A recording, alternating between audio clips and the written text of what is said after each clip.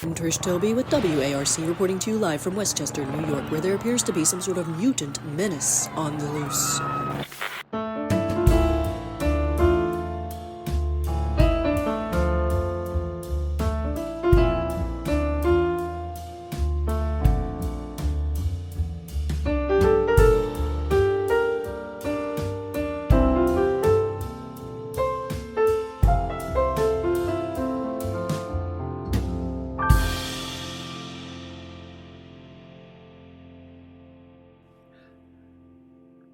Hey, I'm Pat Reber. I'm Matt Allcamp. And say it with us, Daniel. Welcome to Mutant Menace. Oh. Man, are we ever going to be able to say any other, besides just like standard dude name? Are we ever going to be able to say, who else is going to write us in with their name? Honestly, let's get, right now we're just committing the list to memory. I would love to make that impossible. Yes. Yeah. mutantmenacepod@gmail.com. Just email us your name. That's all we want. Well, and we'll say it. We want one other thing too, but we can't check up on you. You have to then, when your name comes up, you have to say it with us. You have to say it with us. Yeah. It's polite. It would be polite. It's impolite if you aren't. Right. Pete's flying in every week from Australia. And we don't even say his name most of the time. Not anymore. So.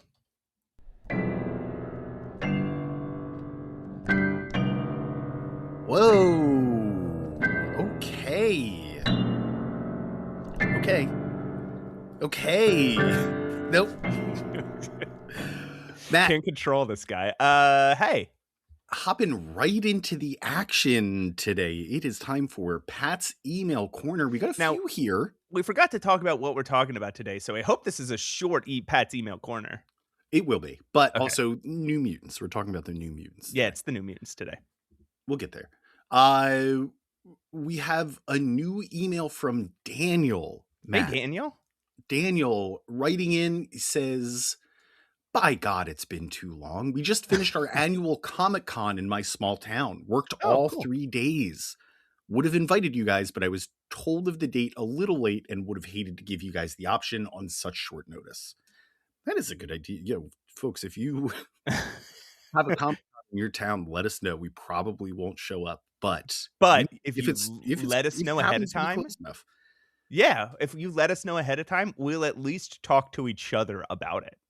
Yeah. We'll be like, oh, isn't it sweet that Daniel, or whatever we'll call them once we get him a nickname, but Daniel invited us to that. Oh yeah, we got to think of this week. This episode. This is the week, I'm sure. We got to think because we're not putting too much thought into it. I think our problem last time was we just talked about getting him a nickname, and we didn't even get. I think so let's not even talk about it. Let's not even talk.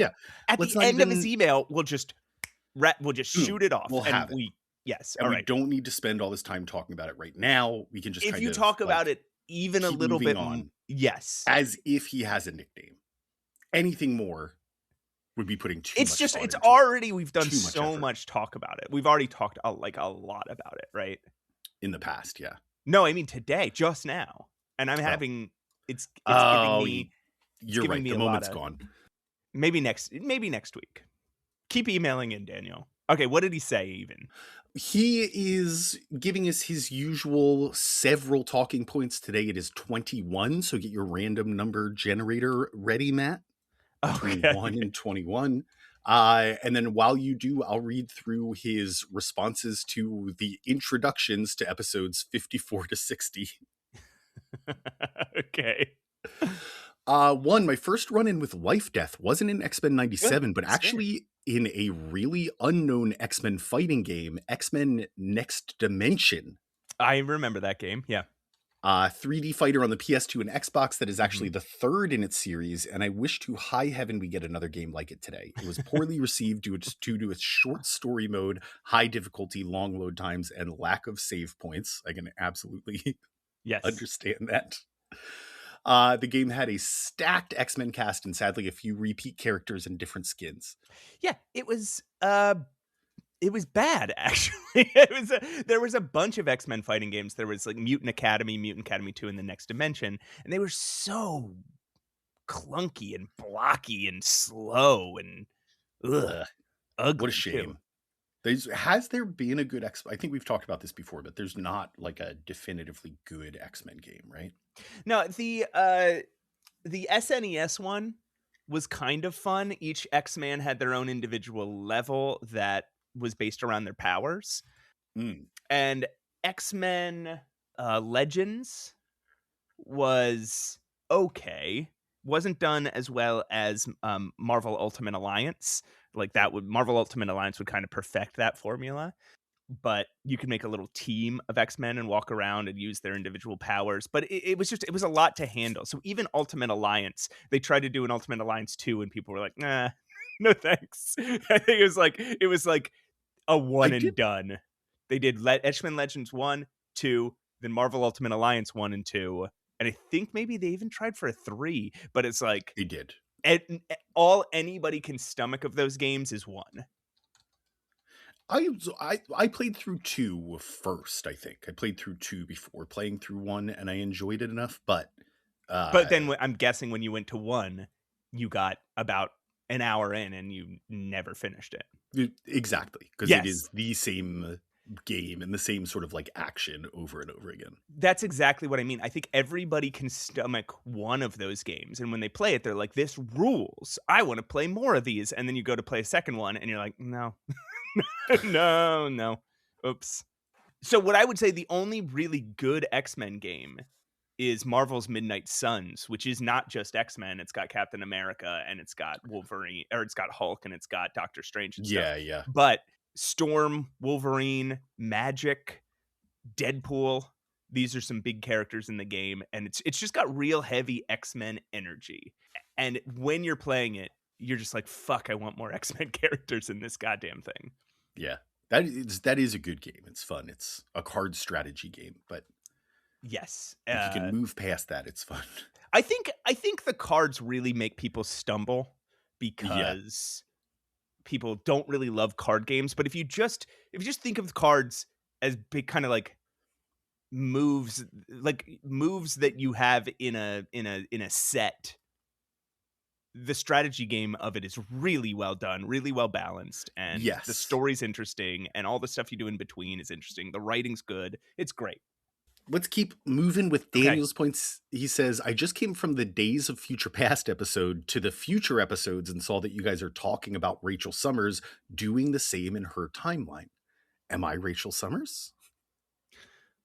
Whoa. Maybe that should be Daniel's nickname. Rachel Summers.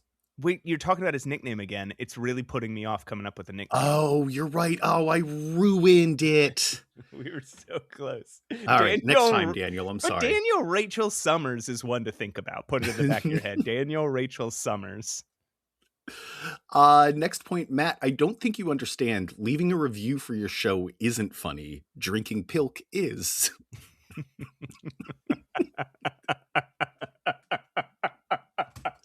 Fair point. You can leave a review and make it entirely about pilk if you want. You just have to fill in all 5 stars. If you can write whatever the fuck you want in the text. I will say the emails have slowed down substantially since we stopped talking about pilk.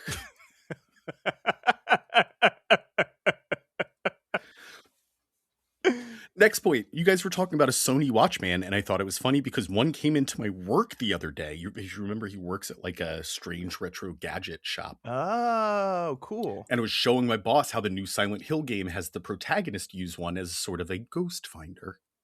Interesting. Do you want me to generate the numbers yet? No, we got a couple more points. Notice a lot of nicknames were bestowed in the Cloak and Dagger episode. Just an observation. See, Daniel. Now he brought it up. Now off track here. Damn it! I was so ready to do the nickname. It's got to come up organically, is what we're finding. Yeah. Fuck.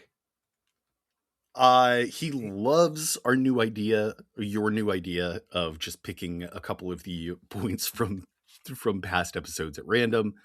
And then I definitely think Pearl was the better movie out of the three. X was made when he thought this was going to fail, and it was just a schlocky art house horror that turned out to be good. Maxine was terrible. If Be a Goth is an age-transforming mutant, does that make the rest of the cast Emma Frost, Bishop, X-23, and Cypher? Who? I remember watching... I remember watching that movie. I remember telling you I watched that movie. I do not remember talking about that movie on the podcast.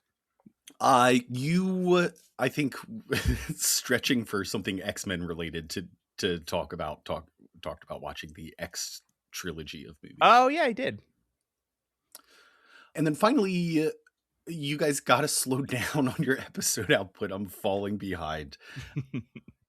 So we get a couple of cool pictures. We do have the Sony Watchman in front of what looks like a fucking cool Swamp Thing action figure. We can only see the edge of it, but it glows in the dark.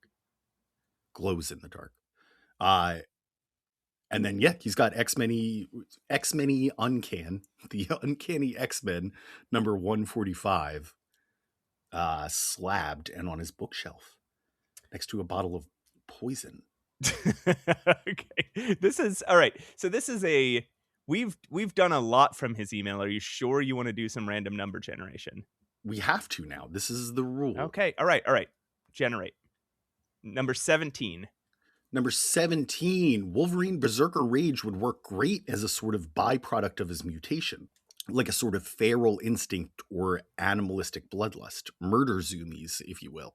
I think that's kind of what it is. But I guess what we're positing is like, is his Berserker Rage the dark Wolverine, the dark Colossus, the dark Storm? Like, right? Like every character seemed to have this ultra power mode locked within them that Chris Claremont was sort of playing with and never fully fleshed out. And was Wolverine's Berserker Rage that?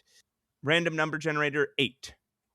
Number 8. I think the reality of Scott receiving his head injury from falling out of the plane with Alex, just lame. They could have easily made it where his head injury was from getting beat up by anti-mutant bigots. Fuck, put that in my DSCI list. Dig so you can innovate. Dig so you can innovate list. Dig so you can innovate list. It's a tech thing. Digging deeper into the story. It's tech archaeologists say this. Should we do one more, or are we done? Nope. Two and it's over. We got more emails to read. Thank you, Daniel. Up next, I believe this is a new emailer. Oh, new emailer. Casey. Listener Casey writes in and says, "Hi guys, are you going to cover Alpha Flight Annual number 1 by Bill Mantlo? Gosh, I hope so. Thanks, Casey." Unfortunately, yes, we are. Oh, this is another upsetting one, right? No, it's just Bill Mantlo, so it's just going to be sort of boring. I don't think it's one that upsets me. Is there something impact, like why is and Casey very much appreciate the email, but why ask that? Maybe Casey loves it, or Casey wants to make us mad. You know what? I will say, penciled by Larry Stroman, who fucking rules. So maybe we should read it. Okay. It takes place it's 1986. June 1986. Pat. Ooh, we are getting there. It's 10 days before I become alive. Before you become a man. Well, I don't know about that. All right, one more email to read, Matt. Okay. This one is from show best friend Christy. Ooh, okay, cool. Hey, Christy. Subject line, Bagel. She says, "Hey, Pat, tell Matt that there is absolutely no problem with the way you say bagel. I posit that maybe he just hears it wrong. This comes from episode number 45, where I believe your X-Men related thing from the week was that you ate a bagel with cream cheese. Not sure how that's X-Men related, but I'm not here to judge that. Best friend, Christy." All right, say it. Say the word. Bagel. So you're doing bagel. Bagel. Not bagel. So there's three ways to say bagel. There's bagel, Beggle, There's Bagel, Baggel. Nobody says Bagel. Some people say Bagel. No, they don't. That's They made do up say- for the show community. No, people say Bagel. There are people who say Bagel. That's where it came from in the show. Okay, and then there's Bagel, which is Bagel, which is the right thing. Say the first one again, the one that I do. Bagel. And say the correct one. Don't do quotes like that. Bagel. I don't. Bagel versus Bagel. A. Bagel. This is infuriating. You're doing this on purpose.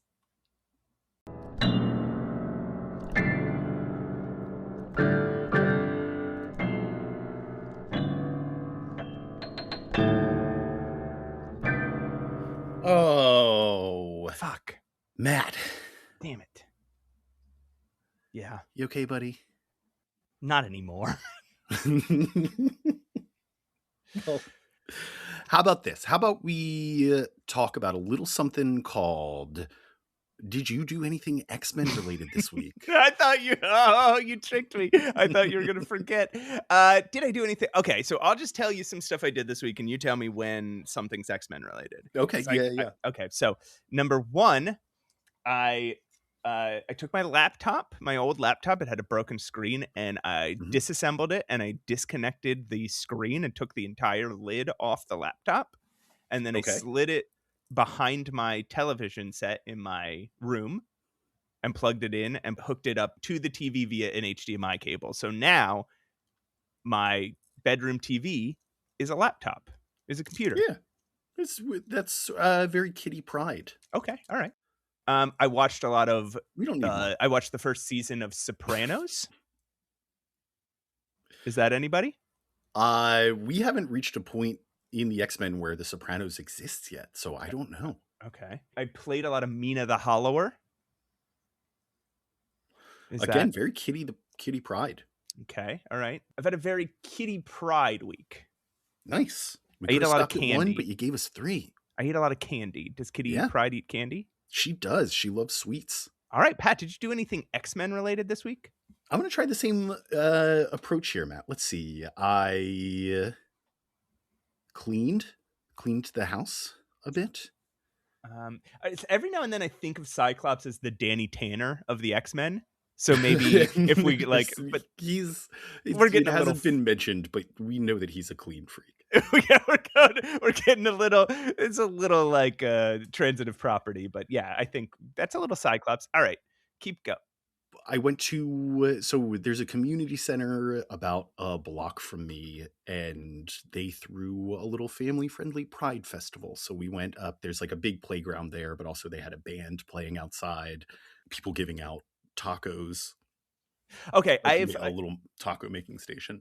So okay, let's legitimately the X-Men thing I did is going to a Pride celebration. Well, let's think about Cyclops here again for a second, because Cyclops, that would be the one time his like overly masculine side comes out.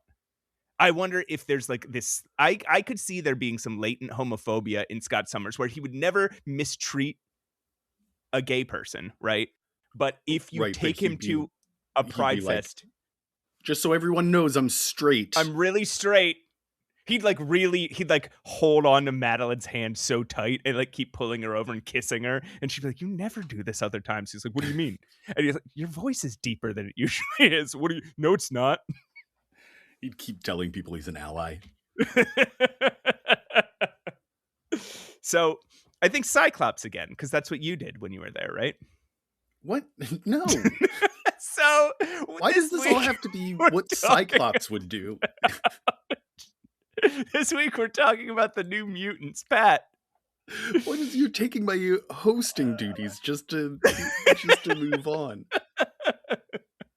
Pat, you are right. We're talking about the New Mutants, but it's been a little while since we've read a New Mutants comic, right? Well, for me and you, because we pre-recorded some stuff and I went on vacation for a while. When was the last time we put up a New Mutants episode? Ooh. I guess just like 3 weeks ago. Oh, maybe it hasn't been that long. No, I guess When's the not. last time we put up an X-Men episode? I What guess is this podcast? 4 weeks ago. So, where did we leave them? I guess a while back. Yeah. Warlock smashed through Asteroid M on his journey to Earth. Right. Sent Magneto falling through the entire Earth's atmosphere into the ocean. The Bermuda Triangle. Where he almost got ate by a shark. And Lee Forrester found him and brought him to his Cthulhu Island. Right. This weird island. So that'll come up for like a second in these issues. The last time we saw them was during Legion, right? Yes. They were on Muir Island. I think it was... Well, it's written down right here. Yeah, Danny it was... Moonstar, Cypher, Warlock, Wolfsbane, and Professor X, of course. Yes, they were the ones. So I guess all the other New Mutants were left behind. I think they had just finished dealing with the Cloak and Dagger thing. Right. Then last episode, Dazzler. Yeah, just last week. Dazzler starred in a movie and got really famous, but then suddenly got unfamous and then joined a weird theater cult full of mutants that also ran a secret gladiator arena. Right. Life or Death. I wonder if that'll come back. Yeah, why would I even bring that up? That's weird. I just to put people in context if they missed last episode. And then what's happening over at Marvel Comics at this time? This time, James Idiot is demanding that every Marvel series write a tie-in to Secret Wars 2. Do you think that's going to affect this read? Surely. When a title is going this well, he's not going to force them to fucking shoehorn his dumb bullshit in. God damn it, James Idiot. He sucks so bad. Like, okay. I was reading actually a lot about Jim Shooter today. Okay. And one of the things about him is that... Was this were you just feeling bad? So something... Well, I kind of wanted to know about the end of his tenure because it's coming up soon, right? It's Thank like... God.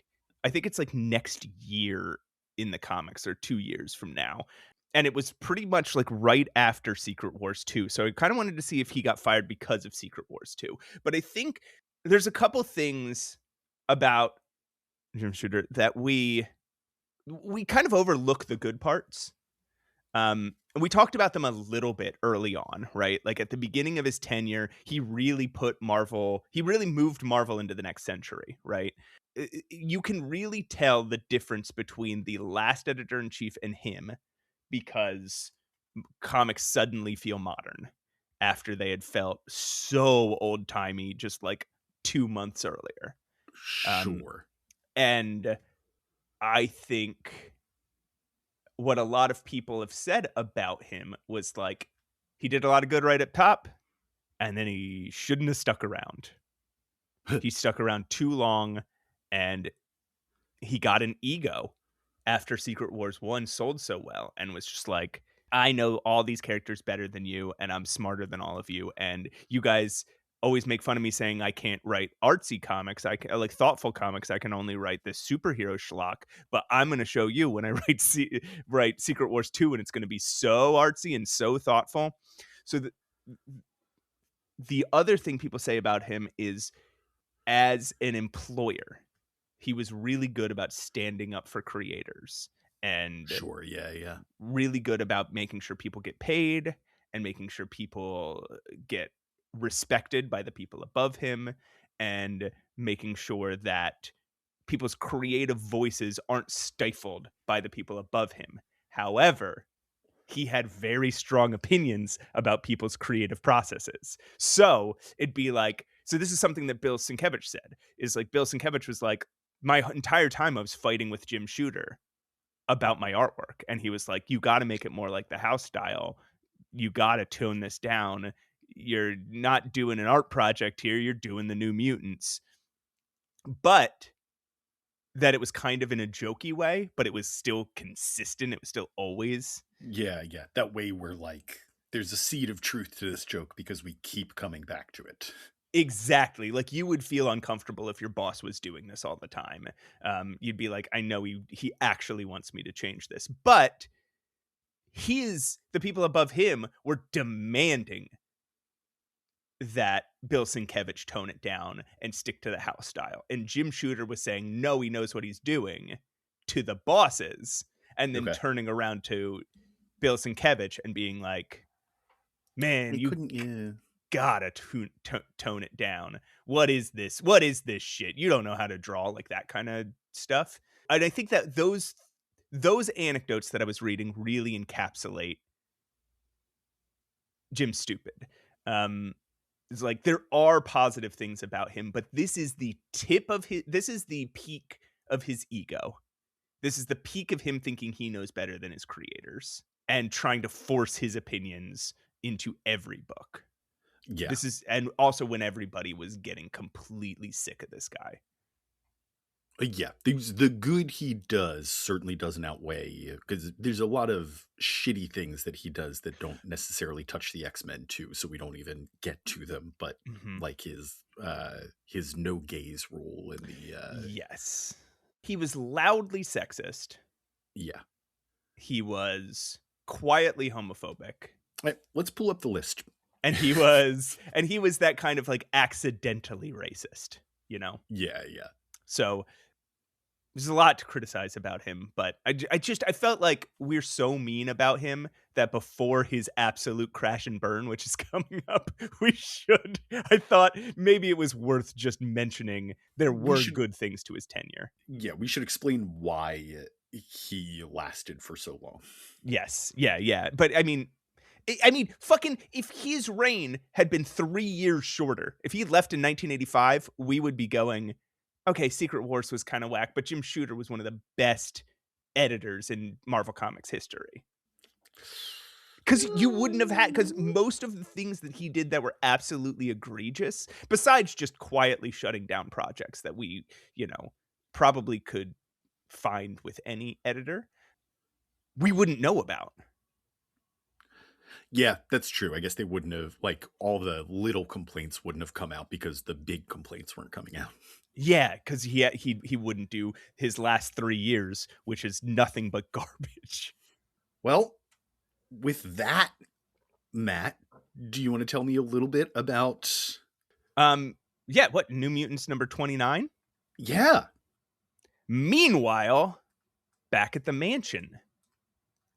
I think this is a fucking cool title, because immediately you're kind of like, oh yeah, what if all the other guys been doing this whole time? We don't see the mansion once in this time. So the effect is there, but then they start off getting on a plane or whatever. All right, writer Chris Claremont, artist Bill Sienkiewicz, letterers Tom Orzechowski and Bill Rosen? Joe Rosen. Colorist Glynis Oliver, editor Ann Nocenti, editor-in-chief Jim Stupid, release date March 26th, 1985, cover date July 1985. A half-nude Sam blasts through Gate 13 at the Westchester County Airport carrying a half-nude Ileana in his arms. God, just so quick. They're immediately nude. I guess they were swimming the last time we saw them. They're both in bathing suits. I don't think so. I really don't think so. I think the last time we saw them, they were like in the mansion caring for Rain and Bobby. I don't know. I had to make an assumption that they were coming from a swimming pool. They act like this is the resolution of a cliffhanger. Right. Right. Roberto and Amara are kidnapped. Yeah, and they're talking about it not like in medias res, but as if they are following up on the end of a previous issue. Yes. Yeah. Very strange. They're in hot pursuit of Amara and Roberto's kidnappers, but they're too late. They reach the tarmac just as the bad guy plane takes off. We do get, yeah, if we're keeping count, invulnerable while I blast number 12. Yes. Because he doesn't realize until it's too late how cold it's going to be out on an airport tarmac in the snow when he's just in a bathing suit. He's like, so boy, I'm invulnerable while I'm blasting, but not while I'm standing here in my undies on the colds. But wait, why? How were they swimming? They're at Westchester Airport. Their school is in Westchester County. It's not like it was warm back home and cold here. I don't know. Matt, we don't know why they're in bathing suits. Okay, I'm sorry. Sam pursues the plane but loses steam and starts freezing to death, plummeting to the ground. Pretty dope, right? He's chasing an airplane and fucking fails. Yeah, yeah. He's like, I don't know if I can do this. He just starts falling to earth. This is something I think about a lot because there's a lot of times superheroes chase airplanes or land on airplanes, right? And man, you must go, like, couldn't you imagine going from feeling like, that's when a superhero goes from feeling big, like larger than life, to suddenly feeling like human sized? Is like, oh, they've landed on an airplane now. Now they look so small and so vulnerable. Oh, yeah, yeah. Suddenly you're just being a person again. And that is what I think Claremont captures here when he looks larger than life. He looks like a superhero blasting after an airplane. But as soon as the jets blast in his face and make him stop blasting and fall, you're like, oh, fuck, he is the height of an airplane and he's just a boy. Yeah, yeah. Bill Sienkiewicz does a great job of like adding the perspective there where he's just like a speck on a landscape falling to the ground. Yeah, it's very good. Illyana saves him as he falls with a teleportation disc, taking him to Limbo, where she's managed to kidnap one of the kidnappers herself. Hey. She sets Sim on him for an interrogation, and a short while later, Sam and Illyana are going to LA. Woo! So again, they're in the airport, and then they're in Limbo, and then they're in Los Angeles. Right. We get a Claremontism here. During the interrogation, she says, to coin a phrase, we really do have ways of making you talk. Correct me if I'm wrong here, because I'm not going to look it up, but I believe coining a phrase is creating a phrase that gets used as a coined phrase, right? Isn't she using a coined phrase here, not coining a phrase? I always thought that, and I think you're right. But Claremont does this all the time, where he uses the phrase to coin a phrase, and it's somebody. I don't know if he thinks it's funny to say, like as if to say, if I'm using a cliche and I'm like, to make up something entirely new that no one's ever said before, and then I use a cliche, or if he just doesn't know what coin a phrase is and he thinks it means like putting a coin in a slot, like, oh, I've saved up all these coined phrases and now I will drop them in the conversation slot. I'm spending one. It's my entirely made up theory is that he got it wrong the first time. He didn't realize that he was saying it wrong and everybody made fun of him. So he had to be like, no, that's what it means. And I'll prove it by using it again and again. No, think about it. If you have a phrase that's a coin, you're going to coin as a verb, that would be putting a coin, using a coin. Coining. Otherwise, you would say minting a phrase. All right, he's got a good point, actually. Yeah, he's got you there. I'm on his side. But because Illyana has limited control over her powers, she teleports them to LA a week in the future. Oh, no. They don't dare try to teleport again. Instead, we get some real butts here also. Oh, yeah. Instead, Sam blasts them to the only friend he has in this crazy town. His girlfriend, rock star and intergalactic pirate Lila Cheyney. Lila's back. She is so happy to see him. It's adorable. Yeah. Does she invite him places or does she just wait for him to show up and then get really, really stoked? I know, their boyfriend, girlfriend. Pat, Do you know who this guy that answers the door is? No, but immediately I want to see more of him. He should have his own series. Oh, you think? Yes. Okay. He should have a team. His name is she calls him Guido. He's Guido Carosella. If a racial slur. If you at home know who this is, do not email Pat and tell him who it is. Yeah, don't tell me. We do get to see more of him. Yeah, those who know, and I'm excited for you to see more of him. You will get all right. Yes, plenty of this guy. And for some reason, there's a tattoo on his head of the number 26, which I don't think ever appears again. Maybe it appears in more like of these early, but when he becomes a character, he does not have tattoos on his head. Weird. I wonder what that is. Maybe one of his mutant powers is he's only 26 here and he always has his age on his head. But then he like covers it up with makeup because he turns 30, that he's embarrassed. He doesn't want people to know, so he covers it up with makeup every day. All right. So she immediately teleports them to her actual home, a Dyson sphere on the far side of the Milky Way galaxy, to talk privately. But little did she know that one of her backup singers was teleported along with them. She can just accidentally teleport people? What the fuck? Yeah, I guess.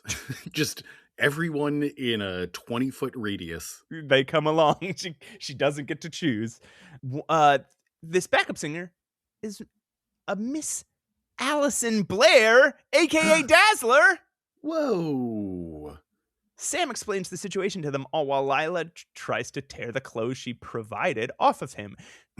She gives him clothes and doesn't give it. They cut to Ileana and she's still in her bikini, just like huddled up on the ground, clutching her knees. And we can't even see the bikini in that scene. She might have changed out of her bikini and just be nude. She was like, "Oh, can I have some clothes?" Lila's like, "No." No. But you already took away my bathing suit when I was preparing to change. Oops. She teleports away. She teleports back to Earth. So Dazzler perks up when she hears the name of the organization that kidnapped their friends, the Gladiators. She tells them her story, and they all resolve to go to the next bout and take action. Cut to a prison cell somewhere in the Gladiators' compound where Roberto is demanding he be let free before he tears the entire building down. He's got a massive codpiece on. He's like wearing gladiator armor. Yeah, he's got like Mad Max style gladiator armor. And when you say massive codpiece, Matt, it is hanging down substantially from his like. It's droopy. It's a big droopy codpiece. Good for him. Hey, good going, man. He's also wearing his bathing suit underneath because they were swimming, you see. Because they were swimming right before this. To shut him up, in bursts Axe. Are Can you believe kidding me? What's his power, Pat? Axe. He quickly subdues Roberto with his axe power. So that he'll shut up and listen to the holographic projection of Pat, Alexander Flynn. Do you remember that guy? Yeah, from last week. At this point, were you like, what the fuck? Didn't everybody say fuck this guy? Yeah, everybody left him behind. Dr. Doom humiliated him. I knew they shouldn't have just left him there. So remember when we talked about, I was like, he has one more appearance. Yes. This is it. Yeah. Which is interesting and we'll have to talk about later because... All right. He reveals that he's holding several mutant children hostage and will kill them unless Bobby and Amara agree to fight for the Gladiators. Amara walks in and confirms they have no choice.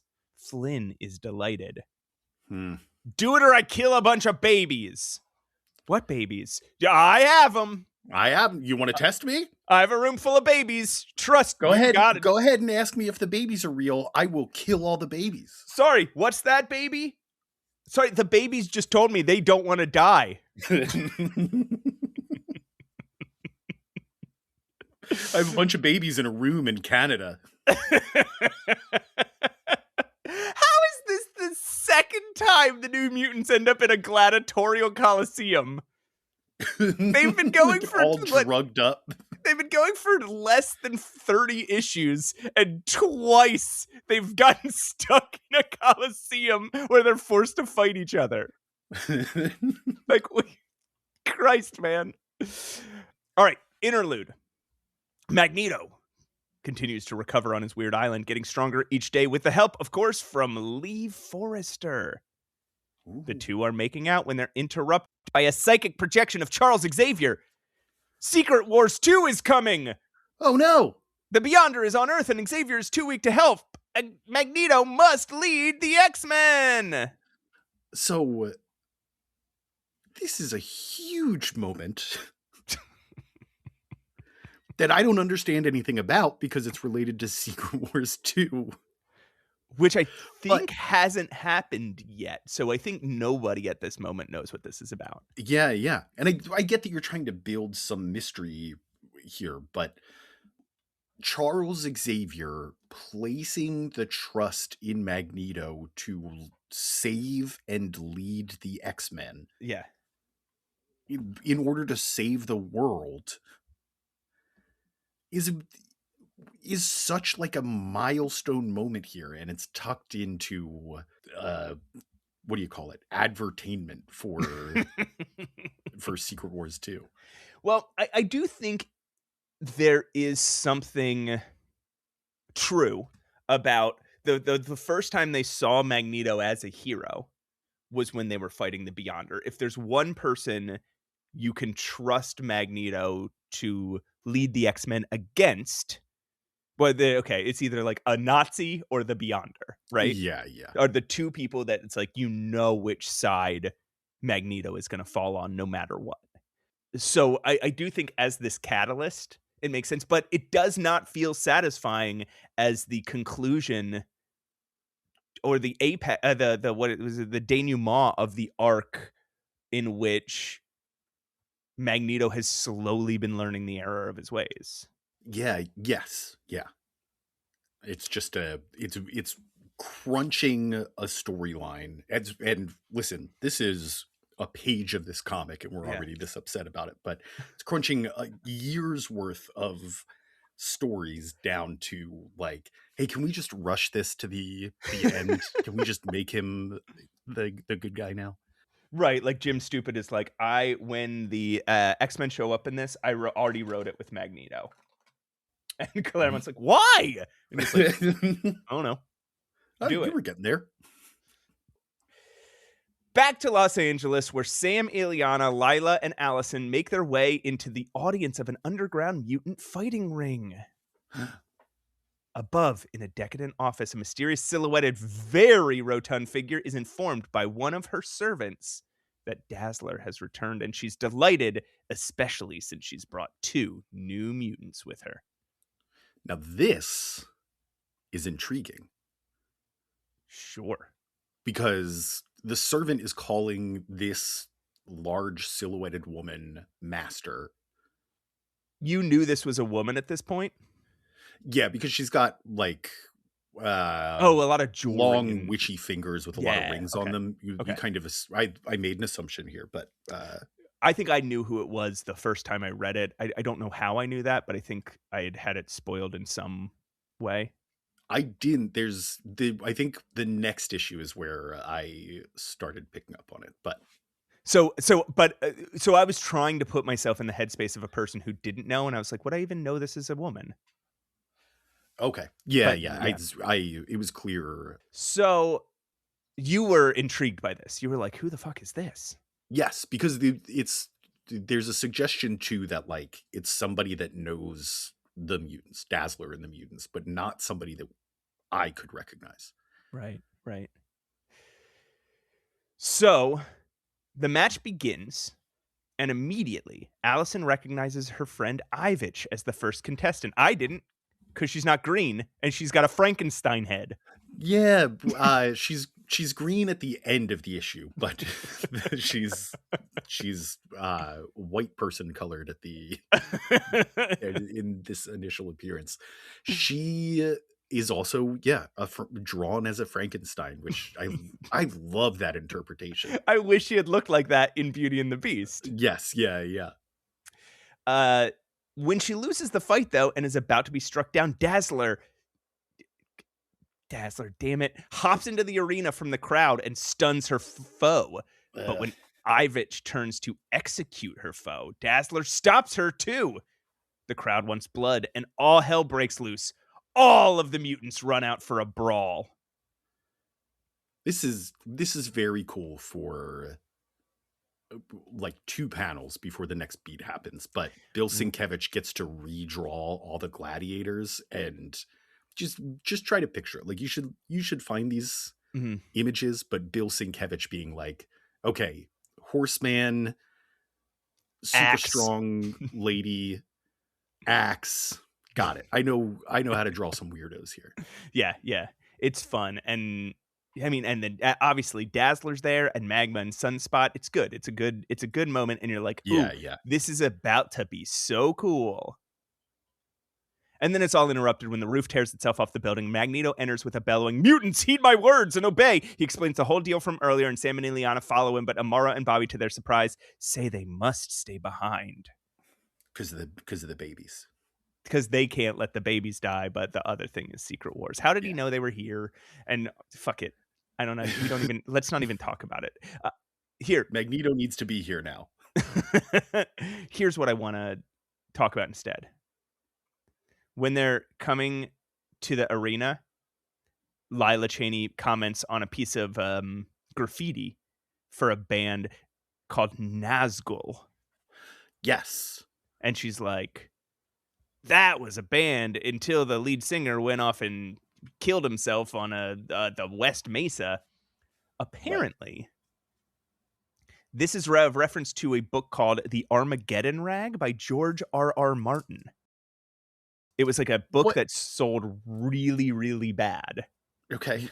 And made George R.R. Martin give up writing for a while. And then he kept being an editor, so he stayed in the game.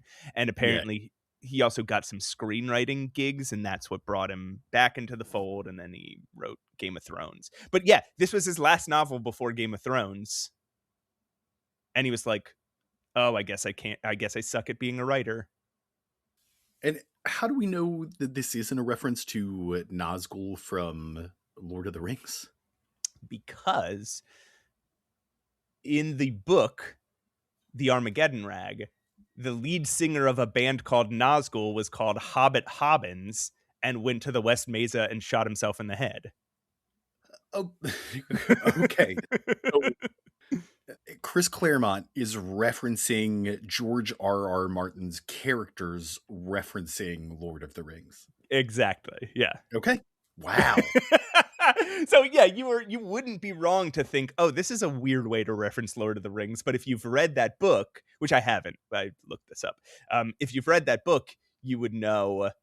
Oh, she's summing up the plot of this George R.R. Martin novel. Hang on. Please, go ahead. Because this comment, that panel is completely unnecessary. There's no reason to have that graffiti there, to have Lila Cheyney comment on it. It's just there for the sake of being there. And it sounds like they're suggesting that the Armageddon Rag takes place in the same universe, or some version of it, I guess. Yeah, I guess the Armageddon Rag takes place in the Marvel universe. Is real in the 616 universe. Well, so is Chris Claremont doesn't know music, I think, because a lot of times bands that he references in X-Men will either be from books, like fictional bands from other books, or they will be bands that he knows personally.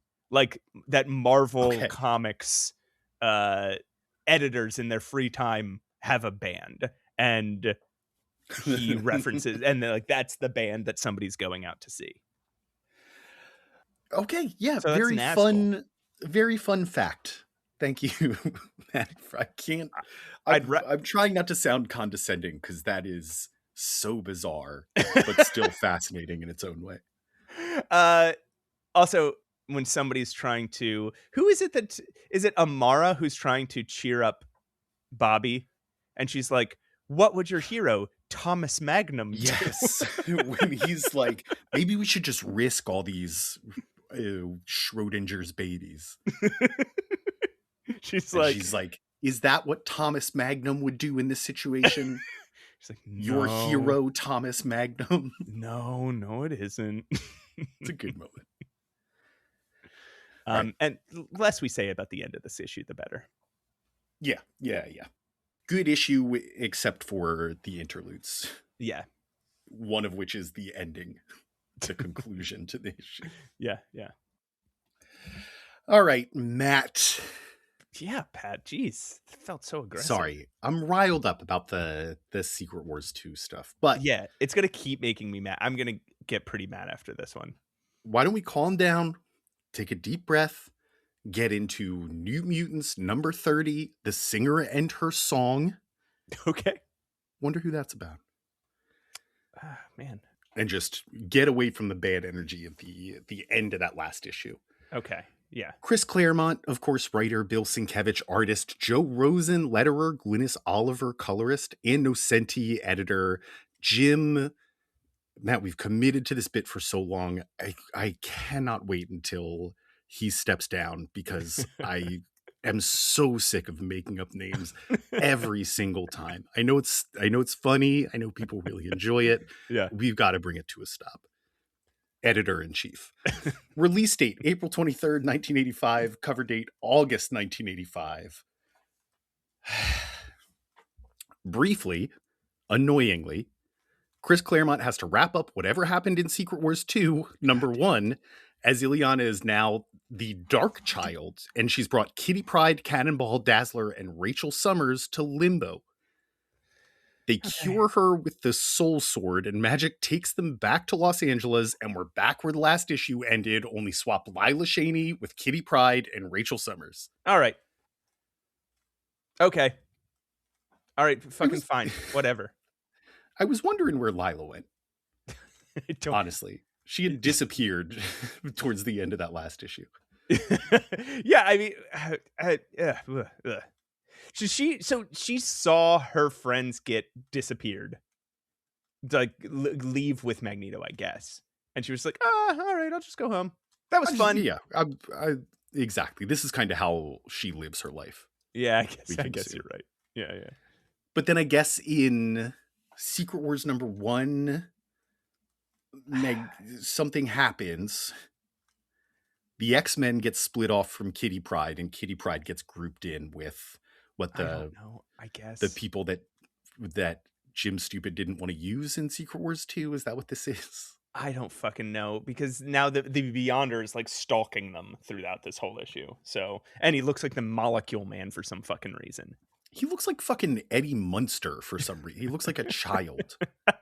He does look like a little boy, but he's got the Molecule Man like zapping like those squiggles on his face. Yeah, that's true. And he's just like standing around staring at people. And this whole fucking, all right, let's talk about it now, because I don't really talk about it in this in the recap here. Recap. I think maybe it's like half mentioned, but like fucking he's just the whole issue. It's just people going like, oh, could you believe that we met the Beyonder? We're just ants compared to him. Oh man, he's like the power of a god. I don't even know what I believe anymore because he's so powerful. My whole existence doesn't make sense now that he is there. We only live at his mercy, just over and over and over. And it's like, I don't fucking care. Shut the fuck up. Yeah. There's so many times in my life I've read a comic book and been annoyed. Like there's a character I like, right? And some writer makes a weird decision with them that I think is bad. And then I'm like, okay, well, either I stop reading this character for a while, or I have to read this direction for a little while, right? Or like, oh man, I would have done this so differently, and I really wish the version in my head existed on the page. Whatever. I never get mad. Right. This is the writer's choice. If you're along for the journey, this is this is part of that. Just go read something else is how I normally think about it. But when I read this shit, I get so fucking mad because I'm mad on behalf of the writers who are writing stories, and then this fucking egotistical guy is like, actually, I wrote a story where I'm God and I go around into everybody's books and I ruin them. So you have to do that for me. Like, what a piece of shit, dude. And I can't think about, like, when I think of the books from this era, my brain does not remember, like, this Gladiator arc as being part of the New Mutants arc. It's like the New Mutants skipped a year. And if I think really, oh yeah, that was when they did that weird Gladiator thing with the Beyond. Like, I can't think about it because I just get sidetracked by the Beyonder and get mad. And there's so much meat to this story too. That's like this even just this issue, but then through this whole episode, there's so much. This is such an important and cool, strange progression of the New Mutants and the X universe in general. And we have to deal with all of this. See, like, it is this issue specifically, I thought was, if you could remove the Secret Wars stuff, is very good, but is so jarring here that even reading the issue after this one, which doesn't go into Secret Wars 2 stuff, I was like, I hate this. I know. Yeah. Claremont is wrapping up some stories that he's been building for years, right? Years. And there's questions that we've had. Pretty much every question we've had about the New Mutants gets answered in this. Like, and I can't enjoy any of it. This is the only other comic that made me this mad was Bill Mantlow's Alpha Flight. So get ready for that. Oh, great. The one we promised to read on this episode. All right. I'll let you. Yeah. Okay. Whatever. Okay. Did you get it all out of your system, Matt? Because I'm trying, man. I'm just gonna try so hard. Okay. Last point on this, it was only a few seconds of this recap, but it is 3+ pages of the comic just to work through this and get us back to where we left everybody at the end of the last issue. And they just keep cutting to these scenes that are a full page of somebody just talking about the Beyonder. It's useless. It sucks. Okay. Dazzler wants to infiltrate the Gladiators to save Bobby and Amara, but Kitty is worried that because of her history with them, she can't be trusted. To prove herself to the team and to prove to herself that she can resist the allure of the spotlight, she sneaks off and does it anyway. Although there aren't enough pages to see her do that, so it just happens in between the fucking panels. Yes. Yeah, there's clearly pages of action missing here. Okay, we got it out. We got it out of our system, Matt. We clearly didn't, but yeah, okay. Upon entering the secret mansion where the Gladiators live, they make her drink a stronger version of the potion from Beauty and the Beast to prove herself. I'm sure that'll come into that'll have anything to do with the plot at all. Yeah, such a huge turning point here. When she does, the mysterious leader of the Gladiators revels in the victory, but, preparing for disaster, places a call to General Winyakoi, Karma's criminal uncle. You remember that guy? I remember him. Yeah. He's a prick. He's a real scumbag. I hate that guy. Why is he here? That's a weird thing to... Why just randomly bring him here? What did you think? At this point, did you have any idea why Winyakoi is here? General Koi? This is when my brain started tingling about the whole thing. Yeah. Okay. All right. Kitty also goes undercover with the Gladiators as Cat, applying for a job as their techie. She passes Max Rocker's test by fixing some unnamed gadget, while Dazzler has her first bout in the arena. She knocks all the other contestants unconscious by singing and projecting her light. Okay. There's a moment here where Kitty, as Cat, is trying to seem like a tough guy so she can fit in with the Gladiators, and she calls Max Horseface. And he's offended by it. Yeah. It's Did you pe- need to accept that you have a horse face. Man, you're the horseman. You are the man with the horse face. Everybody's gonna see you and see that you have a horse face on your face. When Sunspot and Magma wake back up, Dazzler explains that she's there to help, but Sunspot can see right away that she's conflicted about her addiction to fame. Also, her being there doesn't change anything about the baby hostages. Yeah. We also learn that Kitty has a radio that can both listen in on Dazzler's conversations and call out to Cannonball, Magic, and Rachel outside the arena. Would have been cool if Claremont had like 3 more pages so we could have set that up earlier in the issue. Yes. Yeah, she's just suddenly got a smartphone. Like if it could have been like about how she doesn't trust Dazzler, so she like put a bug on her or something. That would have been cool. I wonder if that was in Claremont's like original script, and then he didn't have fucking room for it because he had to put fucking the Beyonder in the... No, Beyonder was probably already part of the story.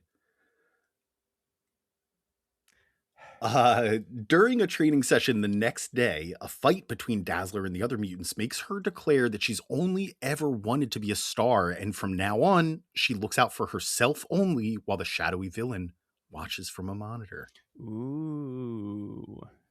Outside the arena, the gang talks about Secret Wars 2 until Kitty lets them know the next fight is on. They're just chatting about it. Yeah, yeah. You guys hear about this? The Secret Wars 2 coming? You guys hear about this Jim Shooter guy? Kitty phases into the ready room to let Sunspot and Magna know that she checked it out and there are no baby hostages. It was all a bluff. I looked everywhere. I found no babies. I told you they're in Canada. They're remote babies. During this next match, they'll strike at Alexander Flynn while Cannonball, Rachel, and Magic make a big show outside. However, those 3 are interrupted by the Beyonder. Fuck off. This only stops them for a moment, though, as Cannonball blasts them away. A moment in time, but 3 pages of the fucking story. Yeah. So now we've lost 6 pages to this goddamn... Inside, Kitty goes to find Allison asleep and snoops in her notebook. Kitty! Despite an internal struggle, Allison has decided that she can't chase fame at the cost of her soul. Kitty is proud of her and tries to tell her so, but Allison just stares, tears running down her face. Then she lashes out with her light powers. When Kitty comes to, she's in the arms of the big fat person with hair sticks in their hair and a French accent. Kitty recognizes them. Or her, as we now know. Cut to the arena where Amara and Bobby wait for the signal, but it doesn't come. Dazzler starts singing behind them, and in front, a giant monster appears. The shadowy villain tells us it's a robot with Kitty inside it. Okay. To be continued. All right. So, in Dazzler, in Beauty and the Beast, rather, the drug existed to make the characters go a little crazy and attack each other even when they didn't want to. It was a way to circumvent the character development happening and create action anyway, right? And they could react to like adrenaline. They could react to it afterwards to fuel their character development, but if they were having an internal struggle, that wouldn't play out on the page because the drug's there, so they're gonna fight. In this, every time somebody chooses to fight or not to fight, he gives them all this other motivation. Either they are, as we'll find out, they are somehow being controlled by a way that's not the drug, or they are making a conscious choice, like Dazzler's mad at the other people, or Dazzler sits down and writes in her notebook and it's like, you know what? I don't want to do that. Like she makes this judgment internally. Or Kitty is phased inside of a robot, unconscious, and just like forced to be there. Like everybody has these other So what the fuck is the point of this drug that they're making this big deal about? Doesn't come into play at all. Yeah. They make a huge deal about like, this is the pure concentrated form. You're going to be fucking nuts when you take this. And then she takes it and makes her own independent decisions. And just is thoughtful. Yeah. I don't know. Doesn't come back. So Nah, it's gone. It's done. You could forget about that. All right, do you want to just keep rolling into, because otherwise I'm just going to complain about yeah, we'll just start shouting. Let's keep going. Which I'm sure we will do anyway. But New Mutants number 31, Saturday Night Fight. Chris Claremont's the writer, Bill Sienkiewicz is the artist, Joe Rosen's the letterer, Glynis Oliver's the colorist, and Nesenti's the editor. And Blimbaloo Blid is the editor-in-chief. This, Patrick, is the final Bill Sienkiewicz issue. Ooh. He comes back to ink for a little while, but I mean, it was really just because Marvel kept demanding he return to the house style. He was only supposed to be on, apparently, for the Demon Bear arc. Oh. It was, Chris Claremont was like, we have a cool idea for you. It's Demon Bear. And he had so much fun and he fell in love with the characters. And he was like, oh, I'm going to keep going. And then got sick of it, of being told that he had to switch to the house style. So this is his last issue. I did not know that. Yeah. So, release date May 28th, 1985. Cover date September 1985. Matt, you're alive. I live. You live. At this point in time, you're alive. I've been born again for the first time. You're 25. You were 25 days when this issue came out. Yeah, it's the first thing I ever read. We open with the hulking monster taking on Sunspot and Magma in the arena, seemingly having the advantage despite their power. Should we describe this monster? Yeah. It doesn't look like a robot. It looks like a giant man with scoliosis. Because he's hunched over. He's got huge fucking arms and a huge upper torso and little skinny legs. Little skinny legs. He's got a big, funny looking head and spikes coming out of his back. Right, and he's got like swords on it. He's wearing a big blue diaper and he's got swords on it. So he's got very pink skin. Yes, and also a club. Yeah, a big wooden club. But yeah, probably 12 feet tall. Dazzler sings at the center stage, putting on a light show to raise the intensity as the mysterious leader of the gladiators demands somebody kill someone. She reveals that the hulking monster is actually a robot and Kitty is inside of it. She revels in her control over everything. They must be playing music, right? Because Dazzler cannot create light from her own voice. She can't? No. I guess she could be using the roar of the crowd. Yeah. But, in the ring, Berto gets psychic encouragement from a mysterious source to make sure he's putting on a good show. Hey, remember when that happened to... Who did that happen to? Remember many issues ago, there was like a weird psychic voice that we never learned the origin of? It's like 15 issues ago that happened to... That was for Secret Wars 1, Matt. No, we talked about this. There was two things going on. Professor Xavier felt a force, and Karma had a weird voice in her head. And at the same time, Professor X was also getting psychic feedback from the Beyonder for Secret Wars 1. He was from Secret Wars 1. Yeah. But yeah, no, it was Karma, I think a few issues before she disappeared, was psychically wounded by this terrifying message. Right. So now there's a new psychic voice just popping into people's heads, telling them to kill each other. No time for that now, though, as the robot monster Kitty strikes at him. He counters with a punch of his own, but it passes right through as if it were a ghost. What? Amara opens a deep fissure under it, but instead of falling in, the monster simply walks on air back to solid ground. What? How cool would it be if we didn't know this was Kitty Pryde in a robot suit? Why did they tell us twice? Why did they tell us? Yeah. And because she's about to jump out of it. And that would have been so fucking cool. Bobby catches on. Okay.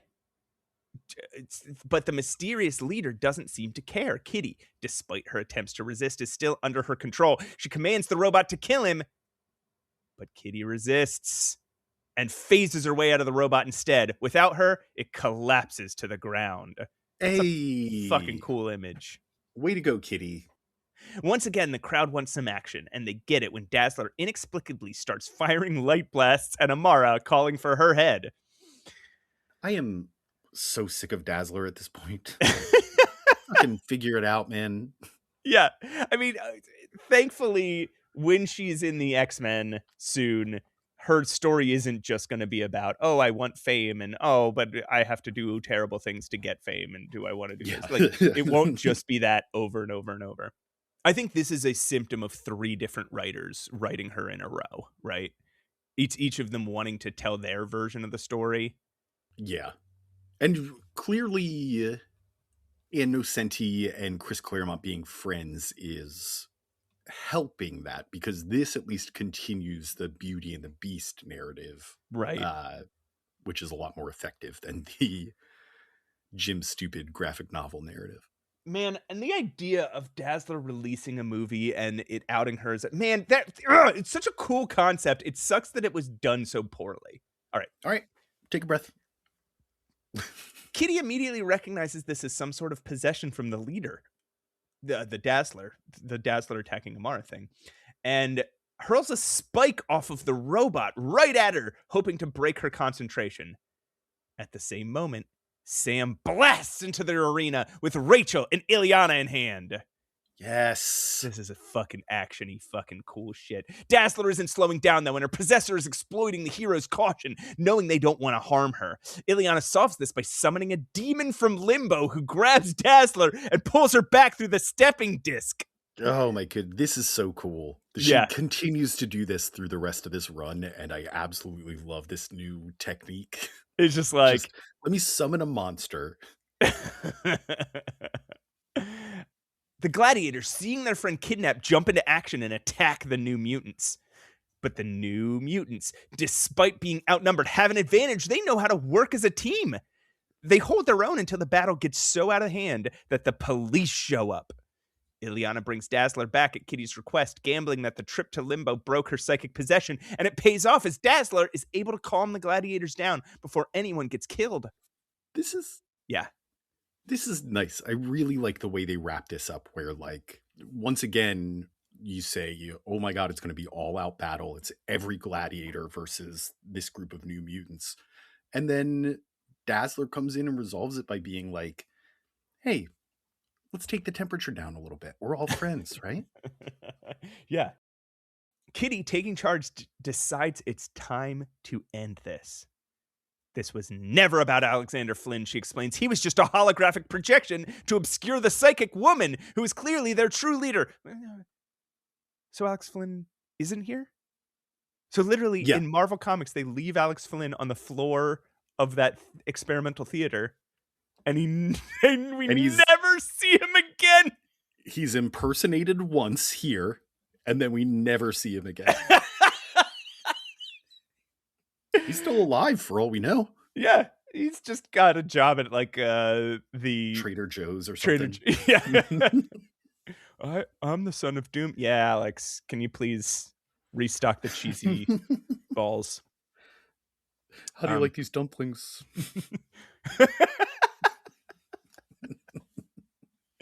She explains that this woman clearly possesses people, and the team starts to realize who it could be. Who? Roberto turns. He punches Sam in the stomach with sunspot strength while Rachel starts firing psychic bolts at the team, both of them clearly speaking someone else's words. Oh no. What the heck, man? Who could this be? Sam finds and blasts into the leader, carrying her high up into the sky. Before finally recognizing her face, he doesn't want it to be true, but it is. It's their long-lost teammate, Karma. Gah. The shock of Sam's blast leaves her too weak to continue possessing them, but not too weak to possess simpler minds of her servants. They all bring their own blades to their throats as Karma threatens to have them kill themselves if they don't let her walk free.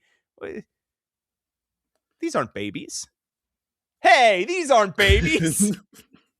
You could have done this the whole time. Making up babies to kill. Importantly, Kitty recognizes this behavior as karma leaves untouched. She would have done the same when she was possessed in Kitty Pryde and Wolverine.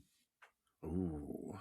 So they think maybe karma's possessed, huh? Well, interesting. Not to jump too far ahead, but yeah, this is a major point.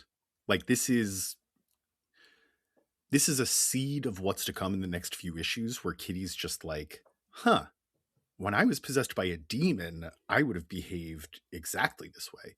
And then it's left right there. So with all the rest of the shit we've been seeing, you could very easily just be like, okay, here's another non sequitur from Kitty Pryde. But it's actually a pretty important line.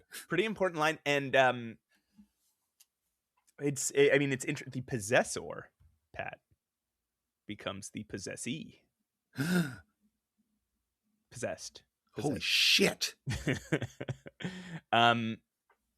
The team's upset. As a group, they vow to make things right by either saving Karma from herself or bringing her to justice. Kitty, Dazzler, and Rachel give the New Mutants their blessing and fuck off to reconnect with the X-Men for some more Secret Wars 2 shit or whatever. The gang prepares to go out on their own, to be continued. There's another Secret Wars 2 mention here, but the ending here is really cool, where Kitty is like, look, let's just get the X-Men here. They'll take care of it. I'm sure they can stop whatever weird Secret Wars 2 stuff they're doing. And Amara specifically is like, Karma's one of us and we take care of our own. So we're going to go get them. You guys go back to the X-Men for some reason. We don't need your help. Yeah. I don't know. Just a very the final panel is them standing bravely, preparing to go into a fight they aren't sure they can win. And it's very powerful. It's also like the goodbye Bill Sienkiewicz panel, right? So because it's got, okay, here's some funny shit here. Sam is fully clothed when he's fighting Karma. And then all of a sudden, for Bill Sienkiewicz's last couple pages, he's just suddenly nude again. Yeah. He's back in the bathing suit. It's just all of a sudden, Bill Sienkiewicz is like, I can't leave this book without drawing this boy nude one more time. I'm so good at it. Oops, all his clothes fell off. Oops. It doesn't even happen on panel. He's wearing clothes, and the next time you see him, he's not. He must have just ripped all his clothes off. Dang it. I was more comfortable this way. Dang it, I hate these things.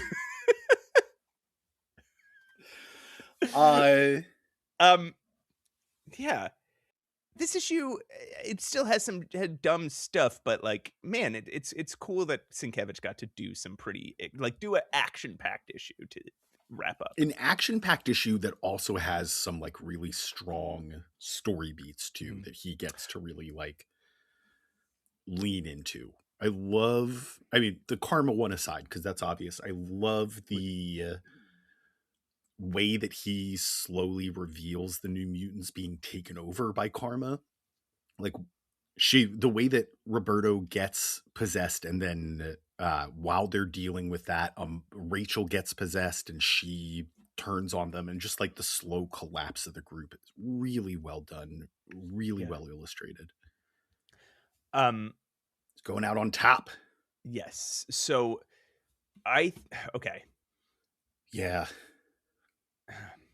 All right, we'll talk about that. Okay, let me revisit my point about that last panel. That last panel has Amara and Bobby and Sam and Magic kind of standing there heroically, and then sort of like in a misty, like this mist in the background is where you see Moonstar and Cypher and Wolfsbane and Warlock. So he gets to draw a big group portrait before he ends. The group photo.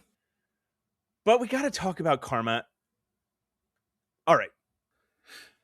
This is a fucked up thing to do to a character altogether, right? Like, okay, whatever. Having them possessed and become evil, cool. having that person possessing them make them become like just eat a bunch of food and become really, really fat is like, all right, it makes sense in a villainy way, right? Like, oh, he's just uses bodies up and then he jumps to the next body when this body becomes untenable or whatever is kind of like what you get from it. And like, if you were using somebody else's body, why wouldn't you go ham and just eat all the shit you can and just completely indulge? But there's so much fat phobia here. She's just constantly being called tubby and fatso and bloat and blimp. I think because we don't actually know that she's being possessed by somebody else at this point. Okay. It is, I think it makes sense to say like, hey, I need a way to make this character generally unrecognizable. Like, I'm going to drop some hints, but I don't want people to look at her and say, oh, that's Karma. So they found a way to make her look different. They could have just put her in a mask or a robe or something, but they went with her becoming, she's drawn like a, I don't know, 500, 700 pound woman. Like, Sam says she's 500 pounds heavier than when they last saw her. And she used to be very skinny. So she's probably about 600 pounds. Yeah. But I feel like you can concede that to them if they don't just constantly have the characters calling her fat. Like, that is the worst quality they see in her, is that she's put on 500 pounds, which is fucked up. Like, the whole thing is just them being like, hey, fatso. Hey, I think they at some point through the next few issues, they just call her blimp. They don't refer to her by a name. And they consistently instead refer to her as blimp. If I ran into an old friend and they had put on 500 pounds in under a year, I wouldn't be like, ew, this disgusting fat fatty, right? Even if I was mad at that friend for some reason, I'd be like, oh my God, are they okay? Like, that does not seem good. I'm worried about them. But there's another aspect to her design that is a little more uncomfortable, and it's that she has big Asian stereotype buck teeth. Yes, like Mickey Rooney in Breakfast at Tiffany's style. Yeah. Yeah, it's not good. And yeah, I don't know. Not great for as a send off for Bill Sienkiewicz. Yeah, I gotta say that.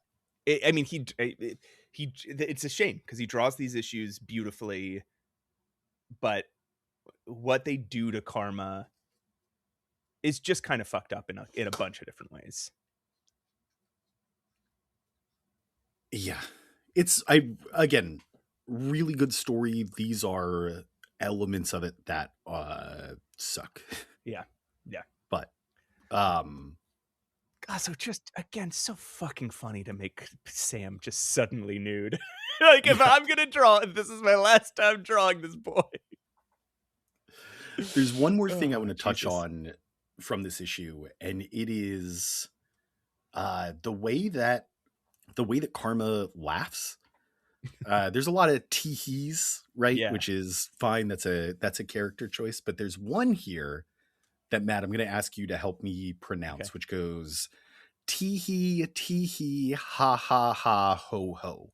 Now, if you were a villain and your plan was all coming together, how would you say that? All right. Are you going to give it a try after me? We'll both give our line reads? Nope. Okay. All right. Tee-hee-tee-ha-ho-ho-ho-ho. Tee-hee-tee-ha-ho-ho-ho. Tee-hee-tee-ha-ho-ho-ho. Tee-hee-tee-ha-ho-ho. Tee-hee. It's the tee-hee. It's the tee-hee makes it. Teehees in succession that make it tough. Tee-hee-tee-ha-ho-ho-ho. Tiki-tiki-ha-ha-ho-ho. In the tiki-tiki-tiki-tiki-ha-ho. Stupid. Okay, now we can move on. All right. Why don't you tell me about New Mutants number 32?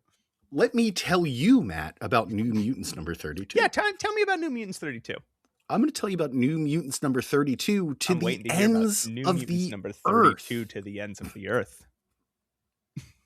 Chris Claremont writer, Steve Leialoha artist. This man, You know this guy. We've heard of him. He's been an inker. We've seen him do his inks. He's seen him do his little inks all over the place. He started comics in 1975. He draws just a couple issues in New Mutants, just the ones we're talking about today. He's clearly trying to ape. He's more of a John Romita Jr. kind of artist, but he's kind of trying to ape Bill Sienkiewicz's style, and it comes out a little awkward, but not bad.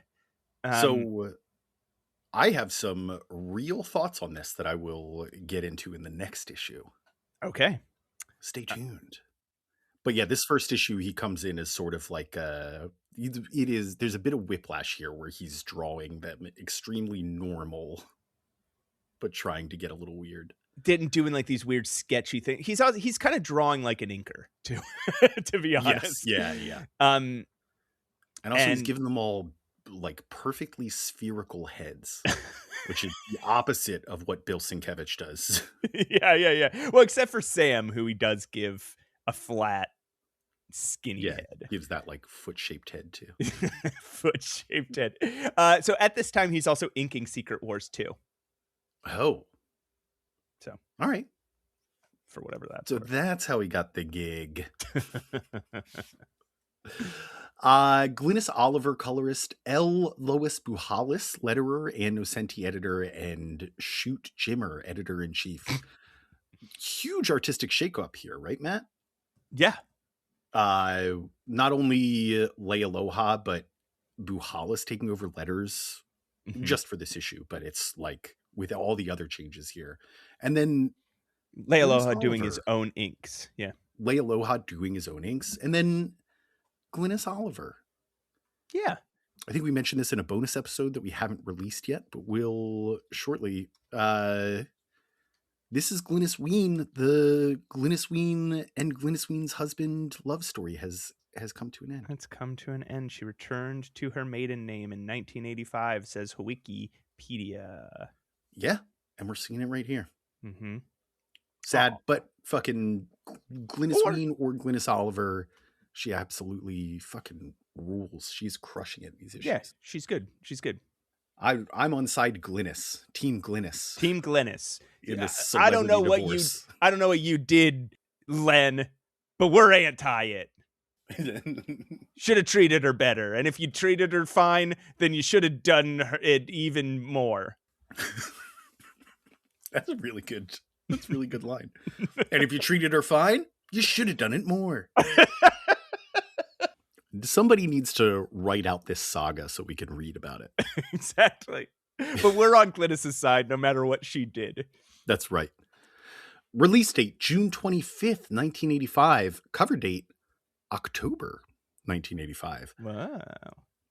We open on a flashback to Big Sur, California. Remember that place?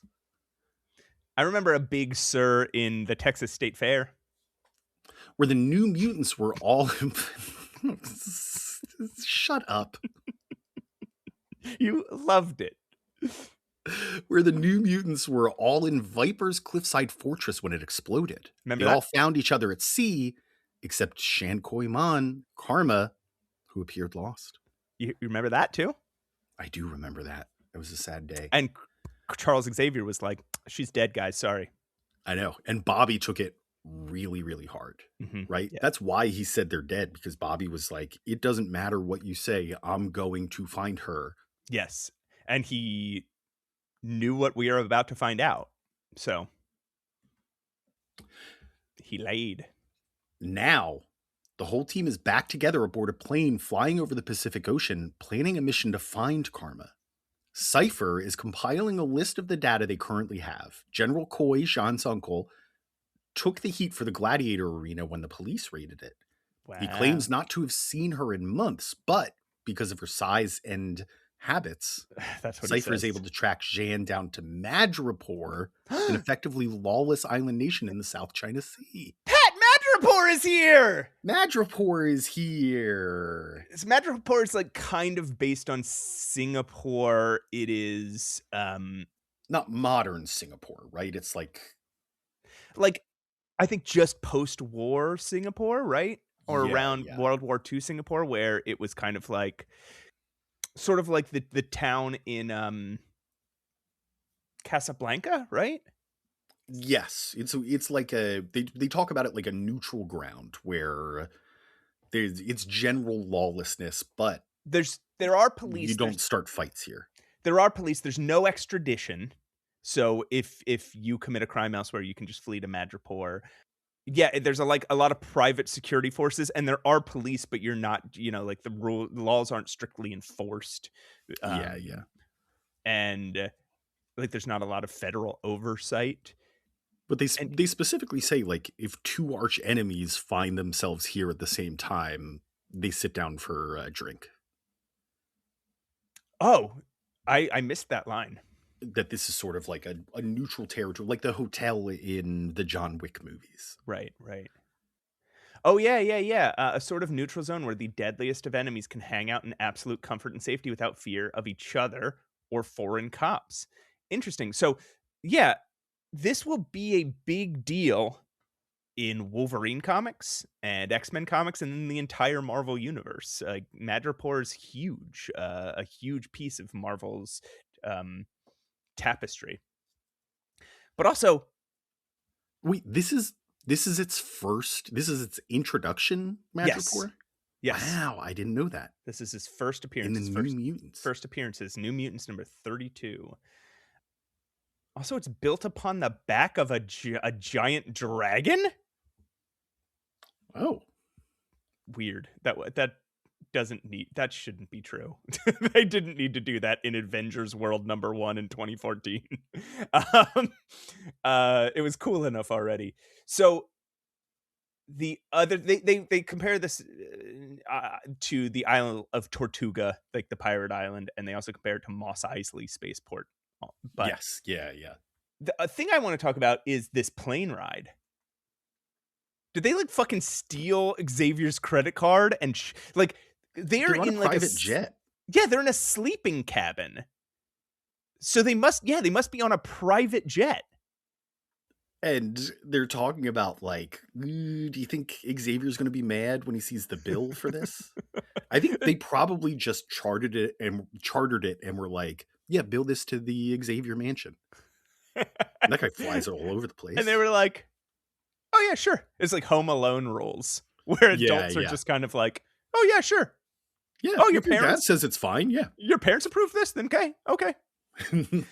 But there's also a really weird scene where they're like, the stewardess is like their babysitter because they're like, you spoke too loud. The stewardess is gonna come, and then she comes in and fucking Danny casts an illusion that they're all asleep in their bunks. And then the stewardess doesn't yell at them. She's like, I could have sworn, and walks away. And then they're all like, get into your bed really quick. Like, what? What kind of flight is this? I love Doug Ramsey is the one that's playing Quiet Police too. He's the one that's like, guys, keep it down. I know we're having fun. And we need to be quiet. He's using a laptop, but like entirely vertical, like opened all the way up, so it's like a very weird. That's how they worked in 1985. I guess so. And he's because he's holding it with one hand and typing with the other.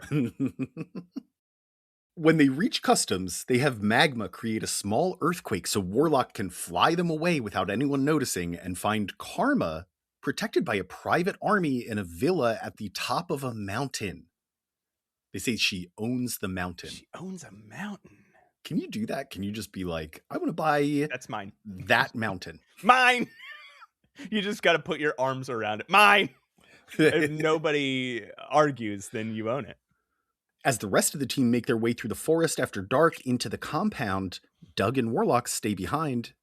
and are ambushed by a shadowy figure. It's already happening to Doug. He's like, why do I have to stay behind? And they're like, because in case we need backup. Because you guys are so strong that if we get into trouble. Warlock is also like trying to cheer up Doug. Or I don't know if he's trying to cheer him up or just like he's testing stuff out, but he's like switching from Warlock to Michael Jackson to what I think is Cyndi Lauper. Cyndi Lauper. Then he changes to Doug, and then he changes into a Muppet.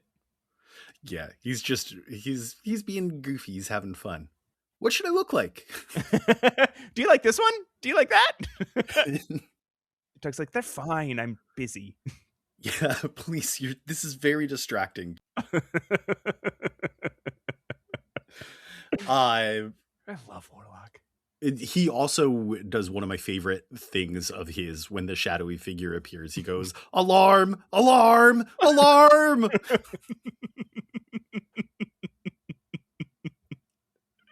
He's so good. He's great. After they make their way past the outer security, the team finds that the inner villa is also guarded by the gladiators. With Magma's volcanoes, Mirage's illusions, Magic's demons, Sunspot's strength, and cannonballing, they burst in and make short work of the guards. Wolfsbane tracks Shan, charging into the central mansion, but in her haste, she allowed herself to be possessed by Karma. As Danny gives chase, she calls to her friends and finds they've all been possessed by Karma. No! This is terrifying. Yeah. It's a legitimate, like, crazy turn when she, number one, has to realize that Rain has been possessed just because their psychic bond breaks. She's just not responding through their psychic bond. And then Rain jumps out and attacks her. Yes. And as she gets up, she tries to alert the rest of the team, and the rest of the team is like just standing there. Yeah, we're cool with it. Yeah. And then there's Karma up in the balcony, just like peering over like a little baby, like tee-hee-heeing. Hi, I'm up here. Cornered and under assault by her former friend, Danny suddenly finds herself in limbo with Magic crouching over her. They head back to the mansion and find that all the gladiators, the guards, and Magic's demons are dead, seemingly killed by the New Mutants and Karma, who are nowhere to be found. The cops show up and start shooting at the girls, so they port back to Limbo to regroup. Fucking cops. We never get any of the New Mutants' reactions to this, that they just murdered a whole lot of men. Yes. Well, it's not their fault. No. But you'd think they would be like, fuck, I ate a man. I was a wolf. I ate a man. Yeah. But that seems to be the general cure to that guilt, is having someone that wasn't there grab you by the shoulder and go, hey, that wasn't your fault. Yeah, so when you do that enough times, you can just do it off panel. Yeah, exactly. Karma apparently has another home in Cairo, so they port there next. That was my real first clue, Matt. When they said Cairo, I was like, did your mind start going back and go, like, start putting together all the pieces of things that we had talked about? Yes. You're like, that thing. Exactly. Because Kitty had said that thing about Karma behaving the way that she did when she was possessed. And I was like, okay, something's off here. This isn't just Karma. And then they mentioned Cairo. What do I know about Cairo? And then, yeah, the motivations all make sense here. It all comes together. Yeah. And Karma in that fight said that she is Xavier's equal as a telepath. Yes. Xavier has no equal except for me, or something like that. And it's like, wait, yeah. Karma? And I think, is this where they also start putting together, like, hey, Karma, when we knew her, could only ever possess one person at a time. Yes. she didn't have And psychic she powers, wasn't and a she's full telepath. Yeah. she's doing telepath stuff. Yeah. But magic accidentally transports them in time as well as space, and they don't know where in time they are. Some authorities start chasing them with spears, Huh? which gives them some hint. It also says, "Stop in the name of the Pharaoh." They run until a woman speaking English directs them down an alleyway and projects false illusions to throw the guards off their trail. Huh? That woman, as it turns out, is a dead ringer for Storm. What's Storm It's her doing here? great, etc. grandmother, Ashake. Ashake? I knew it would be Ashake. It's always Ashake. I knew it was great ancestral grandmother of Aurora. Why do they keep throwing Ashake into every damn story? There is a nice moment here where Magic sees her, thinks it's like, sees essentially an alternate timeline looking Storm and says, "Oh, this could be the person that helped raise me in my mini series." It's a cute moment. The girls rest up, and the next day, Ashake helps guide Magic's teleportation into the future, but they overshoot and end up a few decades late. In this Cairo, Rain, Bobby, Amara, and Sam are like an evil gang of punks killing random passersby. Oh man, Magic Claremont and like just this so bad scared of guys punk in rock. comics thing is just like, we love watching people die. Like, and wearing spiked leather. I fucking hate it. It's so stupid. Comics will eventually grow out of that kind of shit, right? But not for like 30 years. Yeah, not this decade or the next. Yeah. Magic ports them one more time and they're back in the present. Danny collapses in despair. Not only is she now terrified of the future, she's also unsure they can even beat Karma on their own. Thankfully, they're joined by a woman speaking English who's a dead ringer for Storm because it is Storm. Oh! Remember, they went to Cairo. She actually did go to Africa. Finally. She was in Africa, and if you're anywhere in Africa, Storm will find you. Yeah. And she's with Warlock. The four of them are going to team up and save the day. To be continued. All right. That happened so fast. It does. Yes. Suddenly like they're in the page, future and then they're back. Storm's here. Warlock escaped. We're teaming up. We're going to win. Bye. I thought, just because it happened so quickly, that this was just a Shake again, that she was just still there. She's also wearing the same clothing. Yeah. Oh boy. Well, do you want to hear about New Mutants number 33, Against All Odds? I do. Well, Chris Claremont wrote this one, and Steve Lealoha artists this one. Buhalis and Orzakowski were the letterers. Glynis Oliver is the colorist. Ann Nesenti's the editor. And Flum Stippy is the editor-in-chief. Release date, nice. July 23rd, 1985. Cover date, November 1985. This is the most wicked place in all of Cairo, and the most evil person. As we see Karma sitting lavishly in the VIP area of her nightclub, Pharaoh, with the New Mutants sitting obediently at her feet. Claremont's a little off the chain in some of these.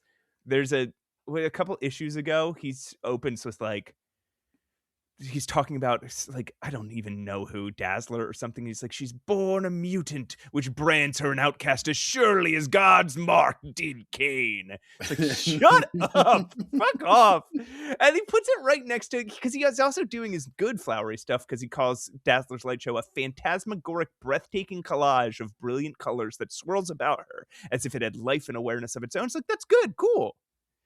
But like, just save that shit. You don't have to do it nonstop.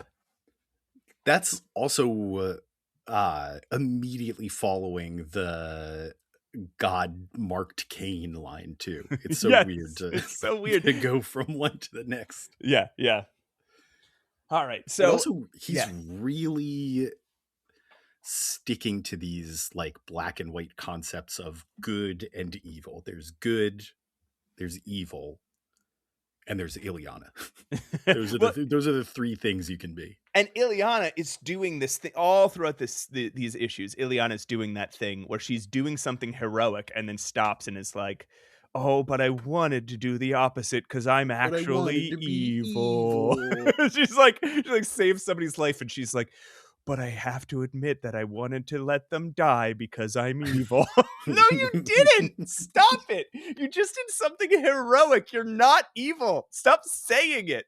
Just because it drives me fucking nuts. Like she has a virus in her body called evil.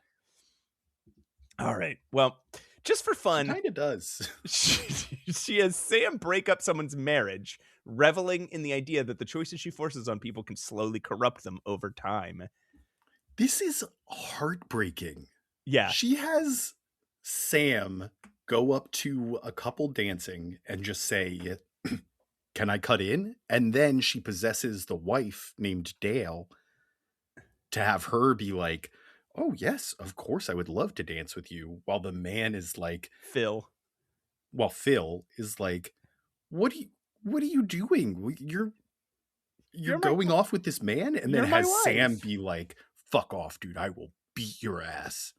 And so he just has to walk away dejected, and then returns Dale to herself after she like insults her husband and tells him to get out. And she's thinking in her head, I must have done this for a reason. I loved my husband, but then she has Karma possess Cannonball. Well, I guess he was already possessed, and he's like, I don't want you. You suck. And walks away. Yes. Yeah. It's so fucked up. And it is like, she's going on about like how this moment isn't going to break up their marriage. They're not getting divorced just because that happened. They're going to work through it. But now this corruption exists in their relationship. They'll always have that moment that they have to be unsure of as they go on. Really evil stuff. Yeah, really, really rough. But her fun is interrupted by a familiar psychic presence. Ororo! Meaning to reveal Karma's true identity and free all her captives, backed up by Ileana and Danny. A very cool fight ensues, in which Danny and Rain's psychic link allows Rain to free herself from possession, and Danny reveals Karma's greatest fear, a giant, jacked Charles Xavier. He's huge, and he's got fucking pecs. All right, at this point, we have a cruel person who can possess people, who lives in Cairo and is deathly afraid of Charles Xavier. And is a telepath. And when did we last see jacked Charles Xavier in Cairo? And you could put together that this has something to do with the voice Karma heard in her head when she disappeared, and the fact that Charles Xavier was like, this thing is too scary. I can't let the New Mutants interact with it. Yes, and that it was solely focused on revenge against Charles Xavier. Yes. Whew. So, do you think he was like, because that got interrupted by Secret Wars. So he was doing that story, and then it got interrupted by Secret Wars, and he was like, okay, I'll just save it until Secret Wars is like way in the rearview mirror. And then when finally he's like, okay, it's safe. It's been over a year since Secret Wars. It's safe for me to finally resolve the Karma plot line. And then he gets a call from Jim Stupid, and it's like, hey, I'm doing Secret Wars 2. You got to put this in your book. Yeah, can you plug this in? Fuck! Tosses his typewriter across the room. The two manage to escape, Danny and Rain, with the help of Warlock, but Sam, Amara, Doug, and Roberto all remain in Karma's possession. Back. We get an invulnerable while blasting number 13. It's from Storm. Yeah. She's like, you may be invulnerable while you're blasting, but that counts. Back at their hideout, Aurora comforts the unpossessed New Mutants and helps them regroup for the next battle. She recognizes conflict in Danny, and the two have a really nice heart-to-heart about guilt and leadership. Until they're interrupted by a massive earthquake. Karma's New Mutants attack, splitting up the group. Oh, there's a really... This is another really cool action sequence we're about to get into, but there's a really touching moment between Danny and Storm where, like, Storm recognizes Danny's upset about two things. Number one, she's the leader of this group and things seem hopeless. Mhm. Number two, when they get Rain back, Rain changes out of the like sort of revealing dress that that Karma had made her wear, and Danny's looking at it and just being like, oh, I wonder what I would look like in this dress. And then Storm catches her looking at the dress. She's embarrassed, runs outside. Storm can absolutely recognize that feeling. That happened in Life Death, where she was like, wow, I am not used to looking glamorous, but all of a sudden, for the first time, I kind of want to. I don't know. It's just between that and the guilt of leadership, Storm is perfectly poised to give some words of encouragement. Yeah, that's cool. It does make sense that Danny would like this, right? She likes really revealing clothing. But also, it's so funny to me that Xavier has fucked these kids up so deeply. Oh my God. That when they're going through puberty, in their heads, they're like, is this an evil mutant? Yeah. Is this the sign? This emotional instability? Yeah. This is just hormones. It's not pure evil. I want to look pretty and talk to boys. Am I being possessed by an evil mutant? No. God damn it. Charles Xavier, you fucked these kids so bad. So bad. Storm has a really good answer to that question, which is, such, Danielle, is the true nature of our foe's evil, to take the most ordinary, decent, natural human yearnings and twist them into something foul. Which is a really good and concise way to sum up, like, evangelicalism or homophobia. Right. Which I think is what he's trying to say here. Like, that's not... Right. It's not an accident that he phrases it that way. Can I get less high-minded here and talk about how when they're escaping, Warlock is disguised as a rug and everyone just like walks on him by accident, and then he's like, gotcha, and then sweeps him up. And it's like that fucking pervert human carpet guy in New York City who goes to like dance clubs and stuff, and he's just like, walk on me. What? There's two of them. There's one guy who claims he's not a pervert, and he's like, it's a performance art. No, you're a fucking pervert, dude. You like it when people walk on you. Just own it. And the other guy who does own it, and he's like, walk on me. He's just like, yeah, it's a fetish. Yeah, it's a fetish. I'm horny. Walk on me. Jesus. I would look it up, but the picture I have in my head is... Same. I've never already fucking very funny. I looked it up to make sure I didn't fucking dream this, but I would not look at any pictures. That's how I found out there were two of them. I thought it was the same guy. But also, so Rain, when she gets back, she's like, "Oh my God, I was possessed and everything was terrible. I must have become evil." And Warlock, who's changing into like a bunny and a little puppy dog, is like, unimportant. Oh my God. Yeah, he changes into like it looks like a Chippendale style or Bambi style rabbit, like just extremely cartoonish, being like unimportant. She's like, was I evil? Unimportant. Like, man, that's gotta help, right? Like if you were spiraling out to your friend and they were like, stupid, unimportant, shut up. As they were also doesn't matter transforming into cartoonish animals. Yeah, that too. Well, man, and Rain is such a little baby, right? Like she's still just like the baby of the group that all you have to do is turn into. No, I mean like all you have to do is turn into puppies and bunnies, and she's like, oh, I feel better. Yeah. She is. I mean, she's the youngest of the group, or Yeah, right. She's very just behind Roberto. Yeah, I think she's a bit younger. Like she's Although we don't 13 and know he's the 14. true ages of like Sam or Doug and I think Sam's like Warlock and Amara. 17 and Karma's like 19.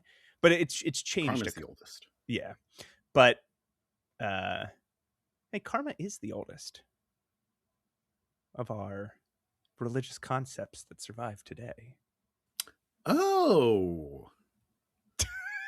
Yeah. And then Warlock smiles and it's a piano. All right, we can keep it going. Danny and Ileana are cut off, but Ileana has a plan.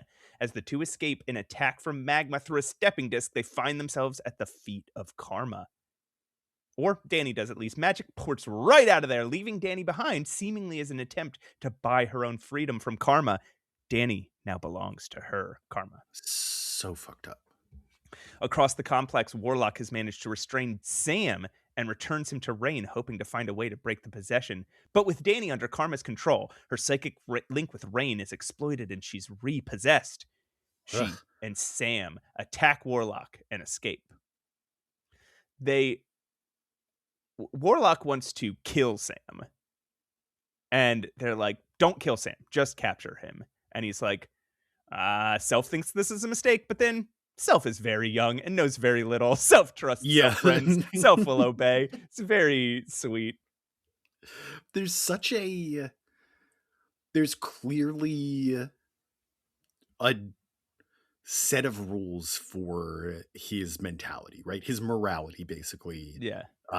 That Chris Claremont understands and hasn't fully explained. But every time he writes in Warlock's voice, it's like, yeah, this it makes sense that he thinks like this. Yes, right.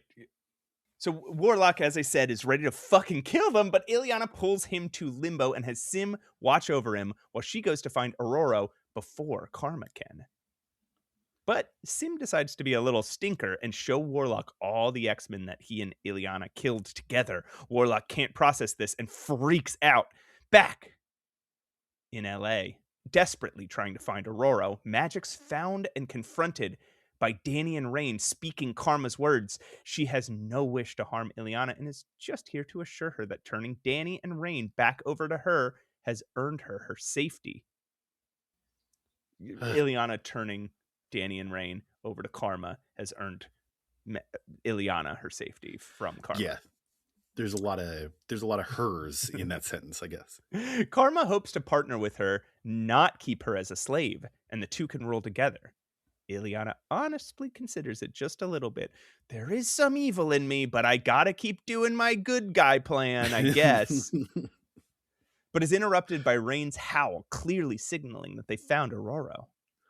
It's worth mentioning here that we know Ileana's not evil, but so far all we've seen her do is say to Danny, hey, I have a plan, follow me, and then turn her over to Karma and disappear. Right. And then Karma approaches her via Danny and is like, hey, it seems like that was a peace offering. Maybe this is for you to join me, and I would be happy to do that. And at this point, we don't know, except for the knowledge that we have that Ileana is a good guy, we don't know that Ileana isn't just betraying everybody here. Right.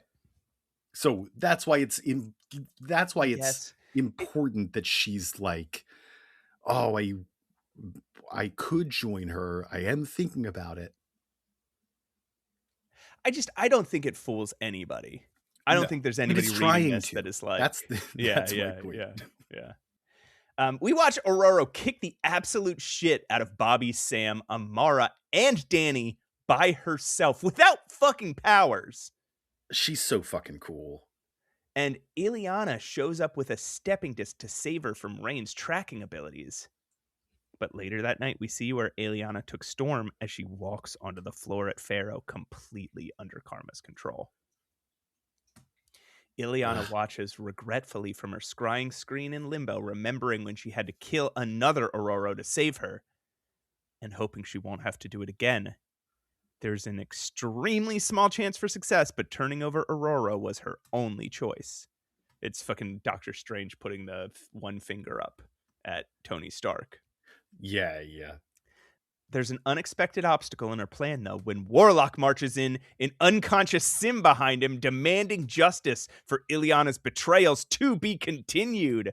Fucking Warlock beat the shit out of Sim? Holy shit, how powerful is this guy? And he is like formed up like a like he's playing Gears of War.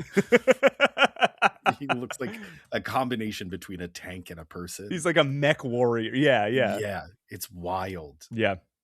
Gotta say two things at the end of this issue here I gotta mention. Number one, Steve Leialoha, from his first issue to his second issue, makes some major adjustments to his style that I think gives me what I want out of this comic. Like, he, in the first comic, was going extremely standard. And like we said, just kind of like taking a chance to do things a little sketchier here and there to make it look a little more abstract and help ease the transition. But I don't know if Bill Sienkiewicz called him and was like, here's how I've been doing it. But in number 33 here that we just read, it is a vast improvement. Like, yes, the head shapes I mentioned, they're no longer all perfect spheres. Like, they have their own personalities, each face does, and the action is really exciting. It's kind of not as well as Bill Sienkiewicz did it, but it's in that same style where things are just kind of flying all over the place and perspective isn't the priority. It's spectacle. It's really it's working. So yeah, congrats to Steve Leialoha. Definitely. Yeah, it makes me wish that Steve Leialoha had stayed on the book a little longer, because he's doing some interesting stuff, but it does still a little bit feel like Bill Sienkiewicz light. Yeah, sure, but acceptably so, I think. This is like Coke to Diet Coke, not Coke to RC Cola. Other final thing from me on this issue, Storm, I'm pretty sure it's Storm. It's a little unclear who's saying this word, but somebody, when Storm attacks the karma-possessed New Mutants, has a battle cry that's spelled KAIYAIIPE. Okay, so I saw this note in here and I was like, where was this? It's Rain. It's Rain getting hurt as a wolf. Rain, and she goes, "KAIYAIIPE, KAIYAIIPE," like a wolf, like KAIYAIIPE. Oh, KAIYAIIPE. Yes, that makes so much more sense. Thank you, thank you, Matt. Yeah, of course. All right, with that resolved, how do you feel about moving on to the next issue? I would love to. New Mutants number 34, with a little bit of luck. This one has an exclamation point at the end, which is rare for the Claremont era. Chris Claremont writer, Steve Leialoha artist, Glynis Oliver colorist, Buhalis and Orzechowski letterers, and Nocenti editor, and her shoot Jim, editor-in-chief. This is Leialoha's last issue, by the way. Is it really? No, I just started liking him. Yeah, I think Mary Wilshire comes up next. Don't tell me. Release date, August 27th, 1985. Cover date, December 1985. Warlock is pissed, and fresh off of beating Sim's whole ass, he's determined to put Illyana in the fucking ground. While Magic dodges and tries to explain herself, her demons leap to her defense against her protestations. Warlock grabs the demons and sucks their life glow out, turning them into a dead techno-organic husks. Jesus Christ, Warlock. He kicks ass here. He's fighting two, like the demons flank him, so he makes two faces. Yes. So that he can he can fight both of them, face both of them at once. You get the impression that this guy could end the fucking world. Yeah, he eats both of them.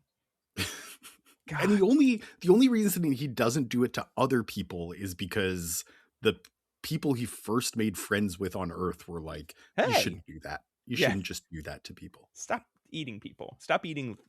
What did he eat? Like a bunny or something? I don't remember. Yeah. Demonstrating that she could kill him at any second, Ileana transforms into her most innocent dress and tries to explain to Warlock that she has a plan. Warlock balks and discorporates, chiding himself as a coward, but Ileana picks him back up and tells him she needs him. Yeah, she's like, anywhere else you could beat me, but here is my fucking realm. I control everything in Limbo. You don't stand a fucking chance. And then you turn the page and she's like wearing a cute little girl dress. And she's like, but I don't want to do that because you're my friend. Yeah. And he literally turns into a puddle of goo. he's so unsure of what to do that he turns into... What a good little boy he is. He's just like a little kid. He's just like a good boy. Trying his best. He's trying. This world is so confusing for a little guy. He decides to believe her, and the two start spying on the situation back in Cairo. Storm is resisting hard, but they watch her falter and succumb to Karma's powers as a crowd watches in awe, disgust, and perverse delight. We all eventually succumb to Karma's powers, Pat. In awe, disgust, and perverse delight? I don't know. Depends what you did in life. Oh, you're doing the thing again. Stop doing that. Karma taunts Storm, though, with reluctant respect. Storm knows who Karma truly is, but it's no matter. Tonight, she will psychically operate on the minds of all the mutants, making them her willing slaves forever of their own free will. She doesn't have to use her possesses people power anymore. Why not just do that from the beginning? Like, why, if she has that power, why? Well, she didn't have them in the beginning. I think this is Karma saying, like, I'm pretty sure my plan worked. I have completely won. So now I can drop my guard a little bit and take the time it needs to psychically surgery them. Right. But it feels like she's had them for a long... I don't know. Fine. I'll buy it. We flash back to Cairo almost 20 years prior. Baby Storm is running off with a wallet she stole when a psychic voice in her head stops her. It's adventurer-era Charles Xavier who releases her before walking into a small saloon. Remember all this, Matt? You remember seeing this before? This looked familiar, but maybe with slightly worse art? And from a different angle. Aurora runs past an alleyway and we see Magic and Warlock watching the scene. They follow Xavier, watching through the saloon window as Xavier stares down Amal Farouk, and Farouk drops forward, dead on the table. Why are we seeing this? What could this have to do with anything? Magic starts putting together the pieces. Could Farouk have survived the encounter in consciousness, if not in physical form? Could that consciousness have possessed Karma? This would explain her fear of Xavier, her attachment to Cairo, her villainy, and the supercharging of her psychic powers. Whoa! Magic gives Warlock a big smooch, and they make a plan to save the day. Damn. In the Pharaoh nightclub, Karma confirms the story that Magic deduced. Amal Farouk took possession of Karma because his attempts to possess Xavier all failed. At that moment, Magic walks in. She's ready to willingly join Farouk, but he turns on her. He grabs her by the hand and tries to possess her. It's so difficult, he has to put the other mutants to sleep, and during his efforts, they each disappear one by one. As the last one fades, Magic crumbles to the ground and begins to discorporate. What the fuck? It's not Magic at all. It's Warlock. No way! I gasped at this one. I was like they start disappearing, and in my head I was like, how the fuck, if she's standing in front of Karma, how is she still teleporting the people behind Karma? Right. This blew my mind. Very well done. We're about to hit some fucking high octane action. Yes, buckle up. A volcano erupts behind Farouk, flames shooting in all directions. Storm appears in front of him, challenging him as Sunspot rips up the floor behind him, flinging Karma's body to the ground. Cannonball rushes in to blast Farouk straight into a wall. He possesses Wolfsbane in desperation and attacks Warlock as Mirage pulls the greatest fears from his mind. But what appears is the devastation from the Vietnam War. What? It's Karma's greatest fear. She screams in her own voice once again, horrified to see what's become of her. The New Mutants rush to her side. She's free of Farouk's influence.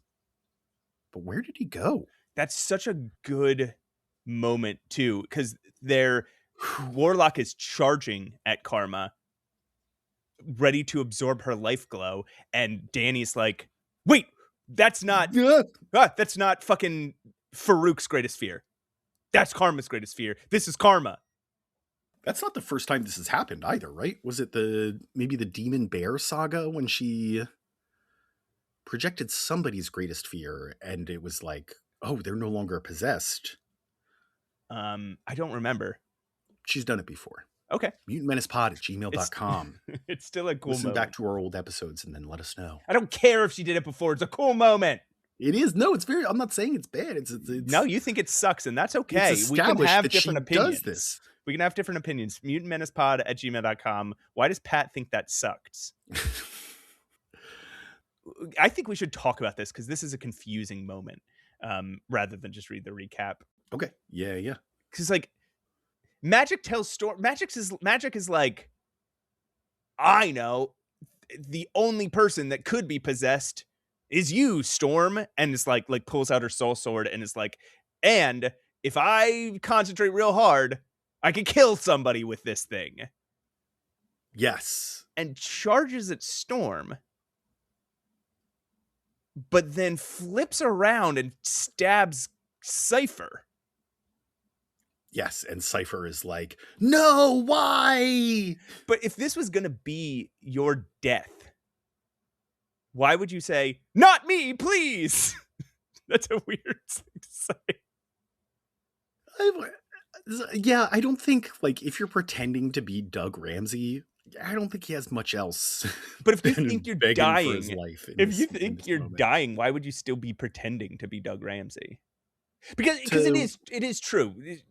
Farouk is in Doug Ramsey at the moment. Yeah. I think it's just to say, like, to hopefully deflect her sword, like affect Ileana's decision at the last moment. I don't think it's while he's being stabbed. The point being that Doug Ramsey would know that Ileana's bluffing. Her sword cannot kill anybody in the material realm here. So why do the bluff at Aurora, though? Why do that? What did that serve? That's a great question. I maybe to like throw layer to the deception just to make so Farouk doesn't have time to think that much. Yeah. So he doesn't have time to think and go like and go like, oh wait, is this true? Well, but then how would he would still not, I don't know. But it's a weird sequence. They reason that Doug would be the most logical target because he's the weakest and the newest. Easy to possess, easy to make an excuse for why he'd leave the team and disappear. So, like, after they got back, assuming they had solved everything, Doug would be like, this was too much for me. I'm just going to go out into the world. Right, and he just does it again. He does the whole thing again. But now that they know, what can they do? The only way to excise him is to kill the boy. But Karma has another idea. She uses her possession powers on Doug in order to fight Farouk on the psychic plane. She falters at first, ashamed of her new body and the things she did under his control. But with the support of her friends and the memories of all she endured as a child, she bounces back and flicks Farouk out of Doug and back into the astral plane. Yeah, she does like a flick. It's cool. She does. They're big muscly guys. He's a big muscly guy and she's big fat Karma, and then like old thin Karma bursts out of fat Karma, and then suddenly big muscly Farouk turns into big fat Farouk. Very funny to imagine Doug Ramsey being a maniacal psychic beast. Like, he's projecting this huge, extremely muscular, astral vision, and it's just coming out of Doug Ramsey's little scrawny body as he like levitates 3 inches off the ground. There's also, so I do want to say, as far as fat phobia is concerned, that this isn't good. They have her step out of her fat body and be thin again in order to be strong enough to win the fight, right? That's shitty. But at the same time, they are echoing the internal shame of someone with low self-esteem about their weight, right? They are tapping into a lot of that, like, I guess Chris Claremont isn't saying she's worthless because she's fat. It's that she thinks she's worthless because she's fat. Like, she sees this, she doesn't recognize the fat person as herself. And so that is the mental block that she has to overcome. Right. Which is a little more digestible than just her needing to be thin to be a good person. So interesting. What do you think about the whole part where he's like, and this was your fault. I just nudged you. You wanted to eat this much and turn into a fat pig. I mean, that's an attempt to shake her confidence in a psychic battle, right? She was okay, he knows so that she's all's winning, fair, so and, he's kind of trying to blur what she knows were his actions. At the same time, like, that is kind of the nagging shame of being fat is like, you're always just saying, shit, this is my fault. I'm fat because I'm a loser.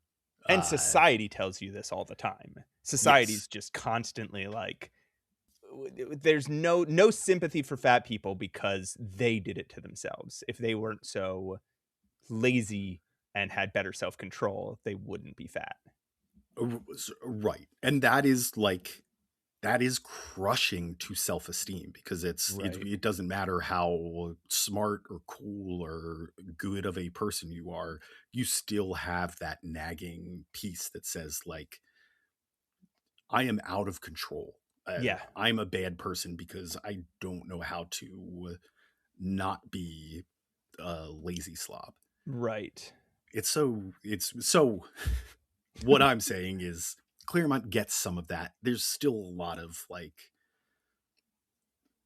symbolism to say being fat is bad throughout this run. But here he's also saying, like, it's kind of bad because she considers it bad. And we've never seen, I don't think, in Marvel Comics up to this point. I mean, it's still kind of, to this day, you almost never see a fat hero. You see a lot of fat villains. Yes. You almost never see a fat hero. I think the closest we got in Marvel was Squirrel Girl, and she wasn't fat, but she was, who was it? Titania that kept getting called fat, even though she was just curvy. Yeah, Squirrel Girl wasn't the same thing with Squirrel Girl, and then they just started drawing Squirrel Girl skinny and continuing to call her curvy. So weird. Just to round it all out, the mutants all rush to Jean's side to tell her that they will help her fight him if he ever returns. And as the Pharaoh Club burns, they head off into the sunset. The ending. Volstagg. What? Volstagg is fat. From the Warriors 3. Oh, okay. There you go. Yeah. Okay. He's got a big old belly. All right. So the end. What an interesting, what a weird. It's hard to shake the stain of Secret Wars 2 from this whole thing. Having not read Secret Wars 2, having only heard you tell me how bad it's going to be, I think I was able to look past some of that and say, this whole arc was fucking so cool.